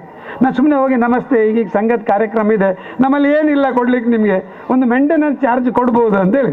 ಅದಕ್ಕೆ ದಾಲ ಬಡ್ಸಿ ಮಾರ ನೀರು ಮಲ್ಪಲೆ ಅಂತೇಳಿ ಎಷ್ಟು ಖುಷಿಯಾಗಿರ್ಬೋದು ನಮಗೆ ಹೇಳಿ. ಹಾಗೆ ಅವರ ಮನಸ್ಸಲ್ಲಿ ಇದ್ದಿದ್ದು, ಹಸ್ರಣ್ಣವರ ಮನಸ್ಸಲ್ಲಿ ಏನಿತ್ತು ಅದು ಇವತ್ತು ದೇವರು ನಡೆಸಿ ಕೊಡ್ತಾ ಇದ್ದಾನೆ. ಈ ರೀತಿ ಇವತ್ತು ವಾತಾವರಣ ತುಂಬ ಚೆನ್ನಾಗಿದೆ. ಇವತ್ತು ಶೋಭಕ್ಕ ಇಲ್ಲಿಯ ಮಾತಾಜಿ ಅವರು ಮಕ್ಕಳೆಲ್ಲ ಕಾರ್ಯಕ್ರಮ ಮಾಡಿದಾಗ ಅವ್ರ ಜೊತೆಗೆ ಅವರು ಮಕ್ಕಳಾಗಿಬಿಟ್ಟಿದ್ರು. ಅವ್ರಿಗೆ ನೋಡಿ ಈ ಕೆಲವರಿಗೆಲ್ಲ ಇರ್ತದೆ, ಏನಪ್ಪ ಇವ್ರಿಗೆ ಏನು ತಲೆ ಸರಿ ಇಲ್ಲ, ಇವರು ನಾರಾಯಣ ಕಜೆ ಮತ್ತು ಈ ಶೋಭಕ್ಕ ಒಂದು ಬಾಲಗೋಕುಲ ಅಂತಿದ್ದಾರೆ. ಅದಕ್ಕೆ ಒಬ್ಬರು ಸೂರ್ಯನಾರಾಯಣರಾವ್ ಅಂತ ಒಬ್ಬರು ಹಿರಿಯ ಪ್ರಚಾರಕರಿದ್ದರು. ಅವರೊಂದು ಮಾತನ್ನು ಹೇಳಿದರು. ಸಂಘನಿಕೇತನ ಬಂದಾಗ ಒಂದು ಪ್ರಶ್ನೆ ಕೇಳಿದರು ನನಗೆ, ಈ ತೆಂಗಿನ ಮರ ಹಾಕಿದ್ದು ಯಾರಪ್ಪ ಗೊತ್ತಾ ನಿನಗೆ ಅಂತ. ನಾನು ಕೂಡಲೇ ಹೇಳಿದೆ ನನಗೆ ಗೊತ್ತಿಲ್ಲ ಅಂತ. ಅದಕ್ಕೆ ಅವ್ರು ಹೇಳಿದರು, ನಾನಪ್ಪ ಹಾಕಿದ್ದು, ನೀವು ಇವತ್ತು ಎಳ್ನೀರು ಬೊಂಡ ಕುಡಿತಾ ಇದ್ದೀರಿ. ನೋಡಿ ಇದರಲ್ಲಿ ಅರ್ಥ ಎಷ್ಟಿದೆ ಅಂದರೆ, ಅವರು 14 ಕಿಲೋಮೀಟರ್ ಹೋಗಿ ಒಂದು ಶಾಖೆಯನ್ನು BC ರೋಡ್ ಹತ್ರ ಮಾಡ್ತಾ ಇದ್ದರು. ಅದರ ಪ್ರತಿಫಲ ಇವತ್ತು ನಮಗೆ ಕಾಣಲಿಕ್ಕೆ ಶುರು ಆಗಿದೆ. ಹಾಗೆ ಇವತ್ತು ನಾರಾಯಣ ಕಜೆ ಇರ್ಬೋದು, ಶಿವರಾಮ್ ಶೆಟ್ಟಿ ಇರ್ಬೋದು, ಕೇಶವಣ್ಣ ಇರ್ಬೋದು, ಇಡೀ ತಂಡ, ನಾನೆಲ್ಲರ ಹೆಸರು ಹೇಳಲಿಕ್ಕೆ ಹೋಗೋದಿಲ್ಲ, ಅವರ ಪಟ್ಟ ಪ್ರತಿಯೊಂದು ಶ್ರಮ ಅದು ಒಂದಿನ ಸಾರ್ಥಕ ಆಗಲಿಕ್ಕೆ ಹತ್ತಿರ ಬರ್ತಾ ಇದೆ, ತುಂಬ ಹತ್ತಿರ ಬರ್ತಾ ಇದೆ. ಇವತ್ತಿಲ್ಲಿ ತುಂಬ ಜನ ತಾಯಂದಿರಿದ್ದೀರಿ. ಅದಕ್ಕೆ ನಾನೊಂದು ತಾಯಿಯ ಉದಾಹರಣೆ ಹೇಳಿ, ನಾನು ಹೆಚ್ಚು ಮಾತಾಡೋದಿಲ್ಲ, ಪೂಜ್ಯರು ಎಲ್ಲವನ್ನ ನಮಗೆ ತಿಳಿಸಿದಾರ. ನನಗೆ ಕೊಟ್ಟ ಇತಿಮಿತಿ ಸಮಯದಲ್ಲಿ ನಾನು ಮುಗಿಸ್ತೇನೆ. ಒಂದು ಮಗು ಶಾಲೆಯಿಂದ ಓಡೋಡಿ ಬಂತು. ಓಡೋಡಿ ಬಂದ ಕೂಡಲೇ ತಾಯಿ ಕೇಳಿದರು, ಏನಾಯ್ತು ಮಾರಾಯ ನಿನಗೆ ಅಂತೇಳಿ. ಇಲ್ಲ ತಾಯಿ ಒಂದು ನಿಮಗೆ ಚೀಟಿ ಕೊಟ್ಟಿದ್ದಾರೆ ಅಂತೇಳಿ ಚೀಟಿ ತೆಗೆದು ತಾಯಿ ನೋಡಿದರು. ಮಗುಗೆ ಹೇಳಲಿಲ್ಲ ಆ ಚೀಟಿಯಲ್ಲಿ ಏನಿದೆ ಅಂತೇಳಿ.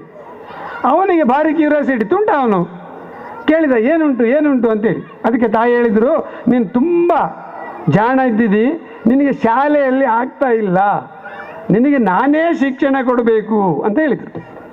ಆಗ ಆ ತಾಯಿ ಶಿಕ್ಷಣ ಕೊಡ್ಲಿಕ್ಕೆ ಶುರು ಮಾಡಿದರು. ಅವರು ಅದೇ ವೃತ್ತಿಯಲ್ಲಿದ್ದರು. ಶಿಕ್ಷಣ ಕೊಡ್ತಾ ಇವನು ಬೆಳೀತಾ ಅದ್ಭುತಗಳನ್ನು ಮಾಡಲಿಕ್ಕೆ ಹೊರಟ.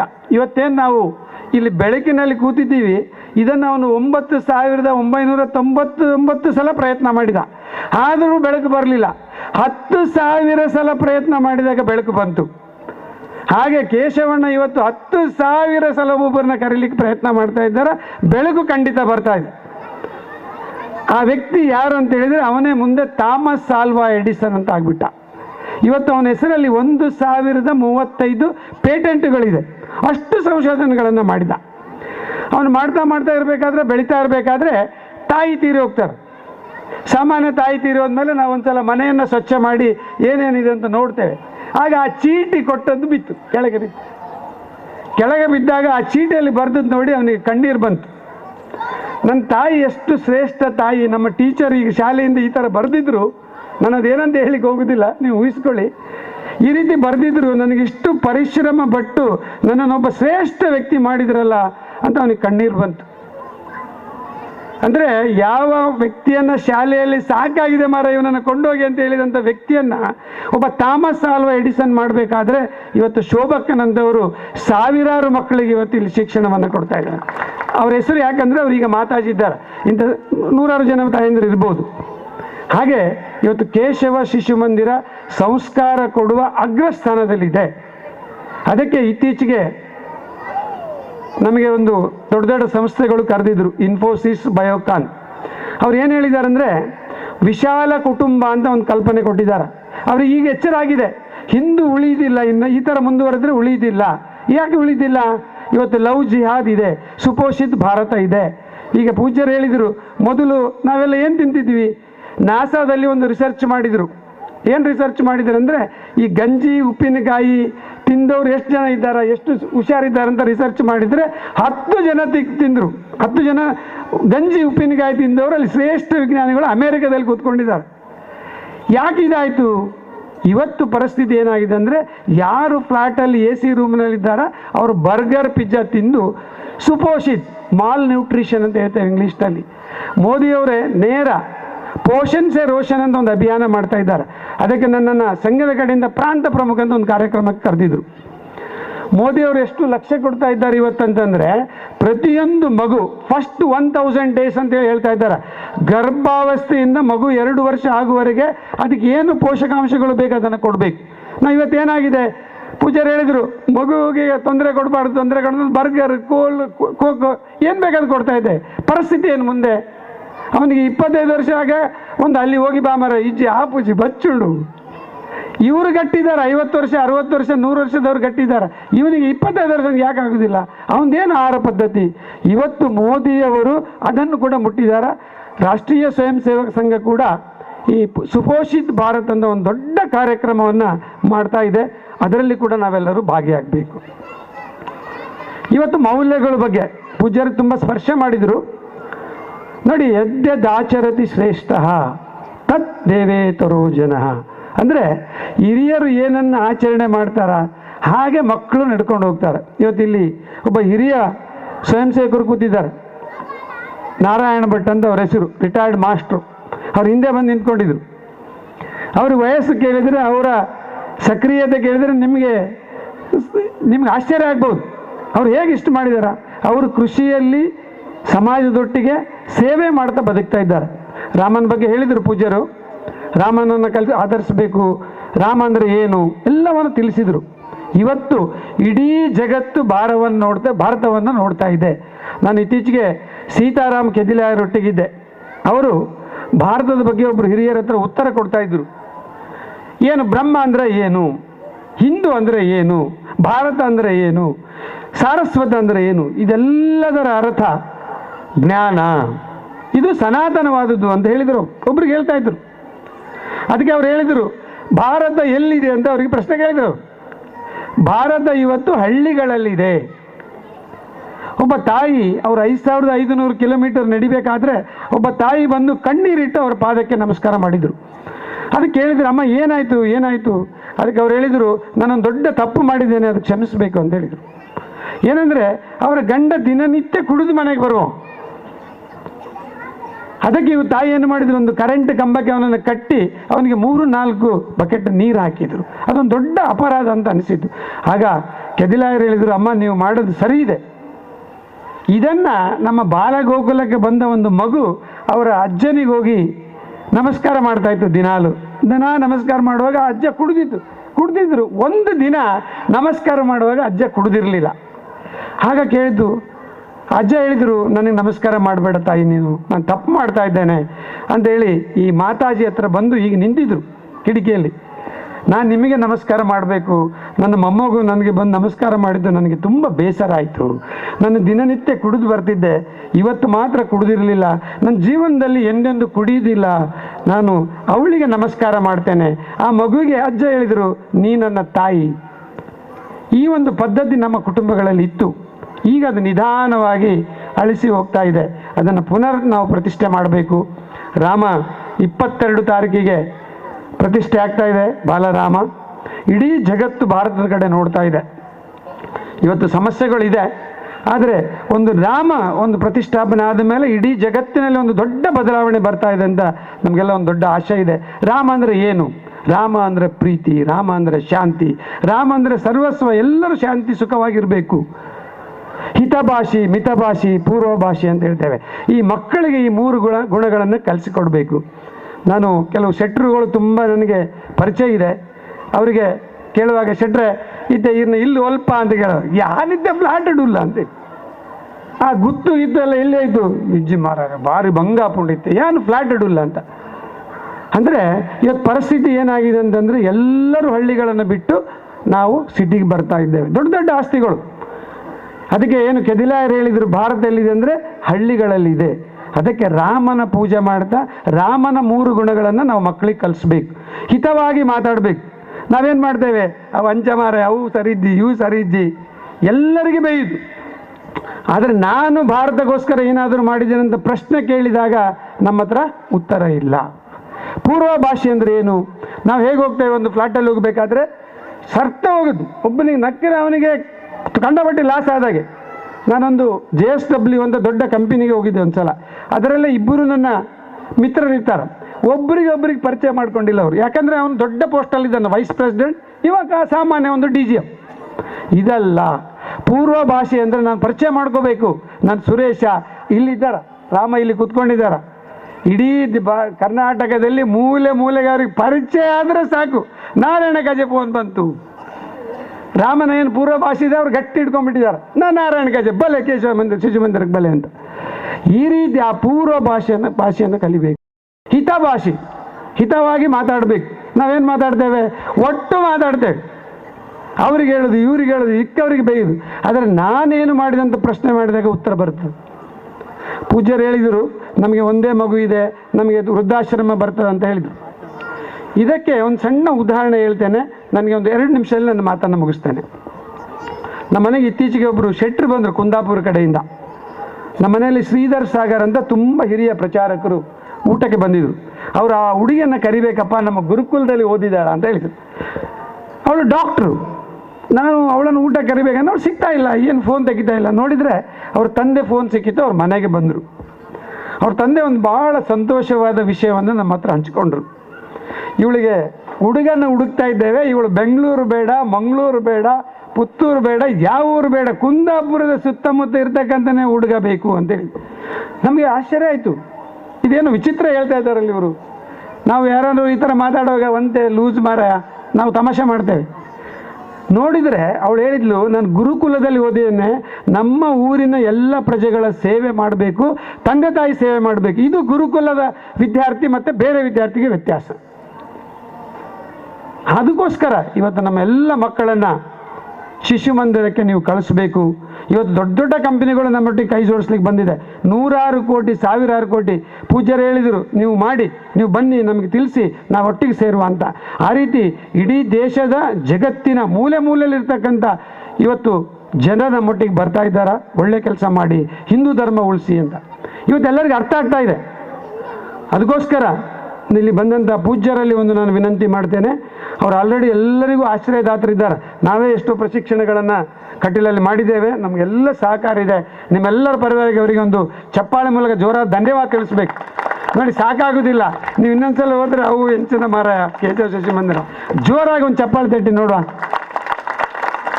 ಪೂಜ್ಯರು ಎಲ್ಲರಲ್ಲಿ ಸಹಕಾರ ಇದೆ ನಮಗೆ. ಅದಕ್ಕೋಸ್ಕರ ಇವತ್ತು ನೀವೆಲ್ಲರೂ ಏನು ರಾಮನ ಆದರ್ಶ ಇದೆ, ಇವತ್ತು ಜಗತ್ತು ಭಾರತ ಕಡೆ ನೋಡ್ತಾ ಇದೆ, ಅದನ್ನು ಉಳಿಸ್ಕೊಂಡು ಬೆಳೆಸ್ಕೊಳ್ಬೇಕು. ಇದು ಸನಾತನ ಧರ್ಮ, ಎಲ್ಲರನ್ನ ಪ್ರೀತಿ ಮಾಡಬೇಕು, ಎಲ್ಲರಿಗೂ ಉಳಿಸ್ಬೇಕು. ಆದರೆ ನಾವು ಶಕ್ತಿಶಾಲಿಗಳಾಗಿ ಬೆಳೀತಾ ಇರಬೇಕು. ನೋಡಿ, ಮೋದಿ ಒಂದು ಸುಪೋಷಿತ್ ಭಾರತ್ ಅಂತ ಒಂದು ಸಣ್ಣ ವಿಷಯವನ್ನು ಕೂಡ ಜಾಗೃತ ವಹಿಸಿ ಮಾಡ್ತಾ ಇದ್ದಾರೆ. ಅದಕ್ಕೋಸ್ಕರ ನಾವೆಲ್ಲರೂ ಕೈ ಜೋಡಿಸೋಣ. ವಿಶ್ವಗುರು ಭಾರತ, ಸ್ವಾಭಿಮಾನ ಭಾರತ, ಶಕ್ತಿಶಾಲಿ ಭಾರತವನ್ನು ನಿರ್ಮಾಣ ಮಾಡಬೇಕಂತ ಹೇಳ್ತಾ ಎಲ್ಲರೂ ಒಂದ್ಸಲ ಜೋರಾಗಿ ಜೈ ಶ್ರೀರಾಮ್. ವಂದನೆಗಳು ಚೆನ್ನಯ್ಯ ಸ್ವಾಮಿ ಇವರಿಗೆ. ಈಗ ಒಂದು ಗೌರವ ಅರ್ಪಣೆ. ಪ್ರತಿಯೊಂದು ಜೀವಿಯ ಜೀವನಾಧಾರವೇ ನೀರು. ನೀರನ್ನು ಬರೀ ನೀರೆಂದು ಭಾವಿಸಬೇಡಿ, ಆಮ್ಲಜನಕ ಜಲಜನಕಗಳ ಮಿಶ್ರಣವೆಂದು ತಿಳಿಯಬಾರದು, ಅದು ಜಲ ಜೀವ.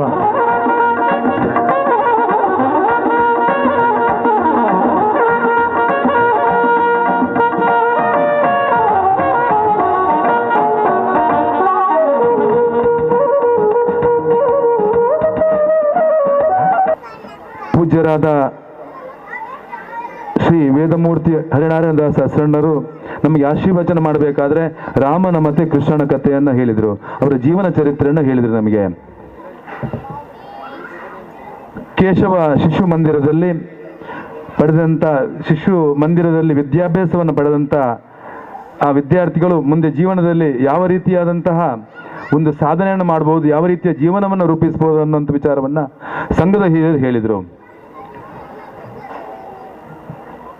ನಾವು ಸಂಘದ ಸಂಸ್ಕಾರ, ಸಂಘದ ಸಂಪರ್ಕಕ್ಕೆ ಬಂದರೆ ಆ ವ್ಯಕ್ತಿ ಯಾವತ್ತೂ ಕೂಡ ಸಮಾಜಘಾತಕ ಕೆಲಸವನ್ನು ಮಾಡಲಿಕ್ಕೆ ಸಾಧ್ಯತೆ ಇಲ್ಲ. ಶಿಶು ಮಂದಿರದಲ್ಲಿ ಶಿಕ್ಷಣ ಪಡೆದು ದೇಶದಲ್ಲಿ ಅತ್ಯುನ್ನತ ಸ್ಥಾನಕ್ಕೆ ಹೋಗಲಿರ್ತಕ್ಕಂಥ ವಿದ್ಯಾರ್ಥಿಗಳಿಗೆ ಏನು ಗುರುಗಳು ಹೇಳಿದ್ರ, ಮಕ್ಕಳಲ್ಲಿ ನಾವು ದೇವರನ್ನು ಕಾಣ್ತೇವೆ ಅಂತ.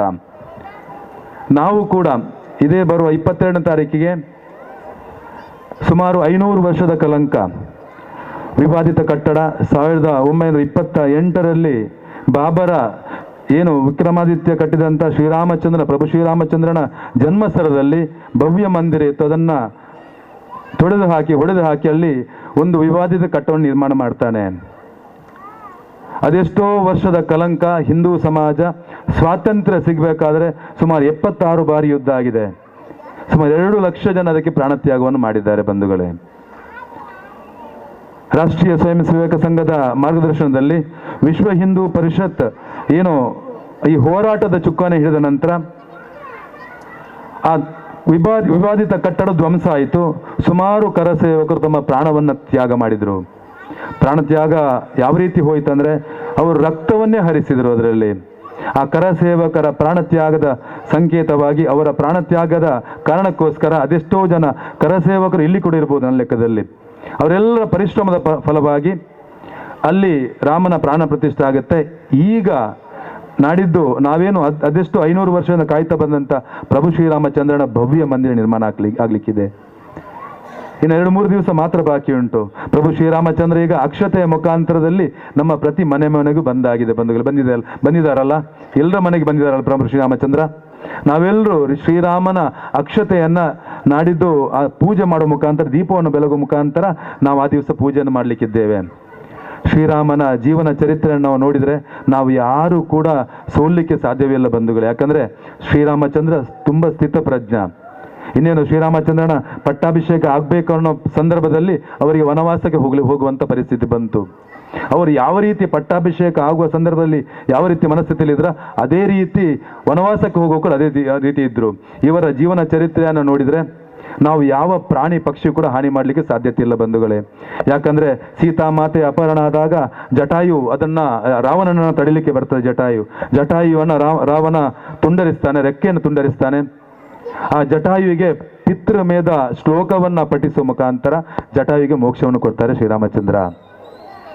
ಅಷ್ಟೇ ಅಲ್ಲ, ಏನು ಶ್ರೀರಾಮಚಂದ್ರನ ಜೀವನದ ಜೊತೆಯಲ್ಲಿದ್ದದ್ದೇ ಪ್ರಾಣಿ ಪಕ್ಷಿಗಳು, ವಾನರ ಇರ್ಬೋದು, ಆಂಜನೇಯ ಇರ್ಬೋದು, ಅಳಿಲಿರ್ಬೋದು. ಅಂದರೆ ಏನು ರಾಮ ಸೇತುವನ್ನು ಕಟ್ಟಬೇಕಾದ್ರೆ ಅಜಾನುಬಾಹು ವಾನರರು ದೊಡ್ಡ ದೊಡ್ಡ ಬಂಡೆ ಅಂತಂದು ರಾಮ ಸೇತುವೆ ಕಟ್ಟಬೇಕಾದ್ರೆ ಅಳಿಲು ಕೂಡ ಮೈಯನ್ನು ನೀರಲ್ಲಿ ಅದ್ದಿ ಮರಳನ್ನು ತಂದು ಹಾಕ್ತಾ ಇತ್ತಂತೆ. ಆ ಮರಳನ್ನು ಕೂಡ ಸವರುವಂಥ ಕೆಲಸವನ್ನು ಶ್ರೀರಾಮಚಂದ್ರ ಮಾಡಿದರು. ಅದಕ್ಕೋಸ್ಕರ ರಾಮಾಯಣ ಅಂದರೆ ಪ್ರಕೃತಿ ಪೂಜೆ ಬಂಧುಗಳು. ಅದಕ್ಕೋಸ್ಕರ ನಾವು ಬದುಕುವ ಜೊತೆಗೆ ನಮ್ಮ ಜೊತೆಗಿರತಕ್ಕಂಥ ಪ್ರಕೃತಿಯಲ್ಲಿ ಇರ್ತಕ್ಕಂಥ ಎಲ್ಲ ಜೀವರಾಶಿ ಕೂಡ ಬದುಕುವಂಥ ಹಕ್ಕನ್ನು ಕೊಡಬೇಕು. ತುಂಬ ಹೊತ್ತು ಮಾತಾಡಲಿಕ್ಕೆ ಹೋಗುವುದಿಲ್ಲ, ಇಬ್ಬರು ಆಶೀರ್ವಚನ ಮಾಡಿದ್ದಾರೆ. 2 ನಿಮಿಷದಲ್ಲಿ ಮುಗಿಸ್ತೇನೆ. ಇನ್ನೊಂದು ಮಾತು, ಏನು ರಾವಣನ ಸಂಹಾರ ಆದ ನಂತರ ಲಕ್ಷ್ಮಣ ಅಂತಾರಂತೆ ಶ್ರೀರಾಮಚಂದ್ರ ಹತ್ರ, ಅಲ್ಲಿ ಅಯೋಧ್ಯೆಯಲ್ಲಿ ಭರತ ರಾಜ್ಯವನ್ನು ಆಳ್ತಿದ್ದಾರೆ, ನಾವು ಇಲ್ಲೇ ಇರುವ ಅಂದರೆ ಲಂಕೆಯಲ್ಲಿರುವ ಅಂತ ಅಂತಾರಂತೆ ಶ್ರೀರಾಮಚಂದ್ರ ಹತ್ರ ಲಕ್ಷ್ಮಣ. ಅದಕ್ಕೆ ಶ್ರೀರಾಮಚಂದ್ರ ಅಂತಾರೆ, ಅಪಿ ಸ್ವರ್ಣಮಯೇ ಲಂಕ ನಮೇ ಲಕ್ಷ್ಮಣ ರೋಚತೆ ಜನನೀ ಜನ್ಮಭೂಮಿಶ್ಚ ಸ್ವರ್ಗಾದಪಿ ಗರಿಯಸಿ. ಈ ಲಂಕೆ ಸ್ವರ್ಣಮಯ ಆದರೂ ಕೂಡ ನಾವು ನಮ್ಮ ಪುಣ್ಯಭೂಮಿ, ನಮ್ಮ ಅಯೋಧ್ಯೆಗೆ ಹೋಗಬೇಕು. ಜನನಿ ಮತ್ತೆ ಜನ್ಮಭೂಮಿ, ನಮ್ಮನ್ನು ಹೆತ್ತಂತ ತಾಯಿ ಮತ್ತೆ ಆ ಜನ್ಮಭೂಮಿಗೆ ನಾವು ಅದು ಸ್ವರ್ಗಕ್ಕಿಂತಲೂ ಮಿಗಿಲಂತ ಶ್ರೀರಾಮಚಂದ್ರ ಹೇಳಿದ್ದಾರೆ. ಈ ಮಾತನ್ನು ನಾವೆಲ್ಲರೂ ನಮ್ಮ ಜೀವನದಲ್ಲಿ ಅಳವಡಿಸಿದರೆ ತಾಯಿ ಭಾರತಾಂಬೆಗೆ ಯಾವತ್ತೂ ಕಷ್ಟ ಬರಲಿಕ್ಕಿಲ್ಲ. ಭಾರತ್ ತೇರೆ ಟುಕಡೆ ಹೋಂಗೆ ಅಂತ ಕೆಲವರು ಘೋಷಣೆ ಕೂಗ್ತಾರೆ. ಇಲ್ಲಿ ಇದ್ದುಕೊಂಡು ಪಾಕಿಸ್ತಾನಕ್ಕೆ ಜಿಂದಾಬಾದ್ ಆಗ್ತಾರೆ. ಅವರೆಲ್ಲರೂ ಶ್ರೀರಾಮನ ಮರ್ಯಾದಾ ಪುರುಷೋತ್ತಮನ ಜೀವನದಲ್ಲಿ ಸಾಗಿದರೆ ಖಂಡಿತವಾಗಿ ತಾಯಿ ಭಾರತಾಂಬೆಗೆ ಯಾವುದೇ ಕಷ್ಟ ಬರಲಿಕ್ಕೆ ಸಾಧ್ಯತೆ ಇಲ್ಲ. ಇನ್ನೊಂದು ಮಾತನ್ನ ಗುರುಗಳು ಹೇಳಿದರು. ಯಾವ ರೀತಿ ಅಂದರೆ ಶ್ರೀಕೃಷ್ಣ ಪರಮಾತ್ಮ ಒಂದು ಹರಿದಾಸರ ಹರಿಕಥೆಯಲ್ಲಿ ಅಂತಾರಂತೆ, ರಾಮ ನಡೆದಂತೆ ನಡೆಯಬೇಕು, ಕೃಷ್ಣ ನುಡಿದಂತೆ ನಡಿಬೇಕಂತ. ಆ ಸಂದರ್ಭದಲ್ಲಿ ಒಬ್ಬ ತುಂಟ ಮಧ್ಯದಲ್ಲಿ ನಿಂತ ಅಂತಾರಂತೆ, ನಮಗೆ ಸಾಧ್ಯ ಇಲ್ಲ, ಶ್ರೀರಾಮಚಂದ್ರ ಪಟ್ಟಾಭಿಷೇಕ ಆಗಬೇಕಾದ್ರೆ ವನವಾಸಕ್ಕೆ ಹೋಗಿದ್ದಾರೆ, ಅದಕ್ಕೆ ಅದು ಸಾಧ್ಯ ಇಲ್ಲ, ಶ್ರೀಕೃಷ್ಣ ಪರಮಾತ್ಮ ನಡೆದಂತೆ ನಡೆಯಬಹುದು ಅಂತ. ಅಂದರೆ ಶ್ರೀಕೃಷ್ಣ ಪರಮಾತ್ಮ ಅವರ ಜೀವನದಲ್ಲಿ ತುಂಟಾಡಿಕೆ ಮಾಡ್ತಾ ಇದ್ರು, ಬೆನ್ನ ಕದೀತಿದ್ರು, ಬೇರೆ ಬೇರೆ ತುಂಟಾಡಿಕೆಯನ್ನು ಮಾಡ್ತಿದ್ರು ಅಂತ ಅಂತಾನಂತೆ. ಅದಕ್ಕೆ ಹರಿದಾಸರು ಒಂದು ಮಾತನ್ನಂತಾರೆ, ನೀನೊಂದು ಕೆಲಸ ಮಾಡು, ಅಂಗಡಿಯಿಂದ ಹೋಗಿ ಒಂದು ತೊಟ್ಟು ವಿಷವನ್ನು ತಂದು ನೀನು ಕುಡಿ, ನೀನು ಬದುಕಿದ್ರೆ ಕೃಷ್ಣನಂತೆ ಬದುಕ್ಬೋದಂತ. ಅಂದರೆ ನಮ್ಮ ದೇವರನ್ನು ಅಣಕಿಸಿದಾಗ ಅವರೊಂದು ಮಾತನ್ನು ಕೊಟ್ಟರು, ಪೂತನಿಯ ವಿಷವನ್ನು ಕುಡಿದು ಪೂತನಿಯನ್ನು ಸಾಯಿಸ್ತಾರೆ ಶ್ರೀಕೃಷ್ಣ ಪರಮಾತ್ಮ. ಅದಕ್ಕೋಸ್ಕರ ಕೃಷ್ಣನ ಮತ್ತು ರಾಮನ ಜೀವನ ಚರಿತ್ರೆ ನಾವು ನಮ್ಮ ಜೀವನದಲ್ಲಿ ಅಳವಡಿಸಿದ್ರೆ ಯಾರೂ ಕೂಡ ಸೋಲಿಕ್ಕೆ ಸಾಧ್ಯತೆ ಇಲ್ಲ. ಈ ತಾಯಿ ಭಾರತಾಂಬೆಗೆ ಕಷ್ಟ ಆಗಲಿಕ್ಕೆ ಸಾಧ್ಯತೆ ಇಲ್ಲ.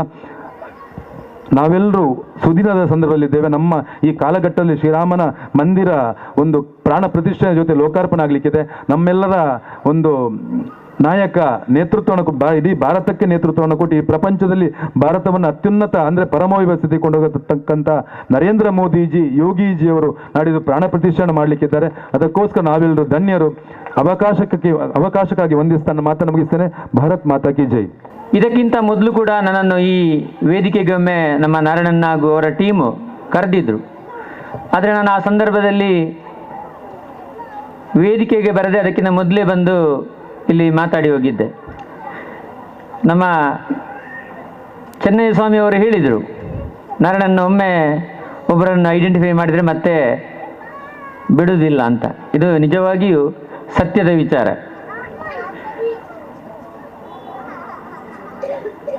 ನಾನು ಕೂಡ 1989ರಲ್ಲಿ ಕಲ್ಲಡ್ಕ ಶ್ರೀರಾಮ್ ಪ್ರೌಢಶಾಲೆಯ ವಿದ್ಯಾರ್ಥಿಯಾಗಿದ್ದಾಗ ಶಿಶು ಮಂದಿರವನ್ನು ಬಹಳ ಹತ್ತಿರದಿಂದ ನೋಡಿದವ.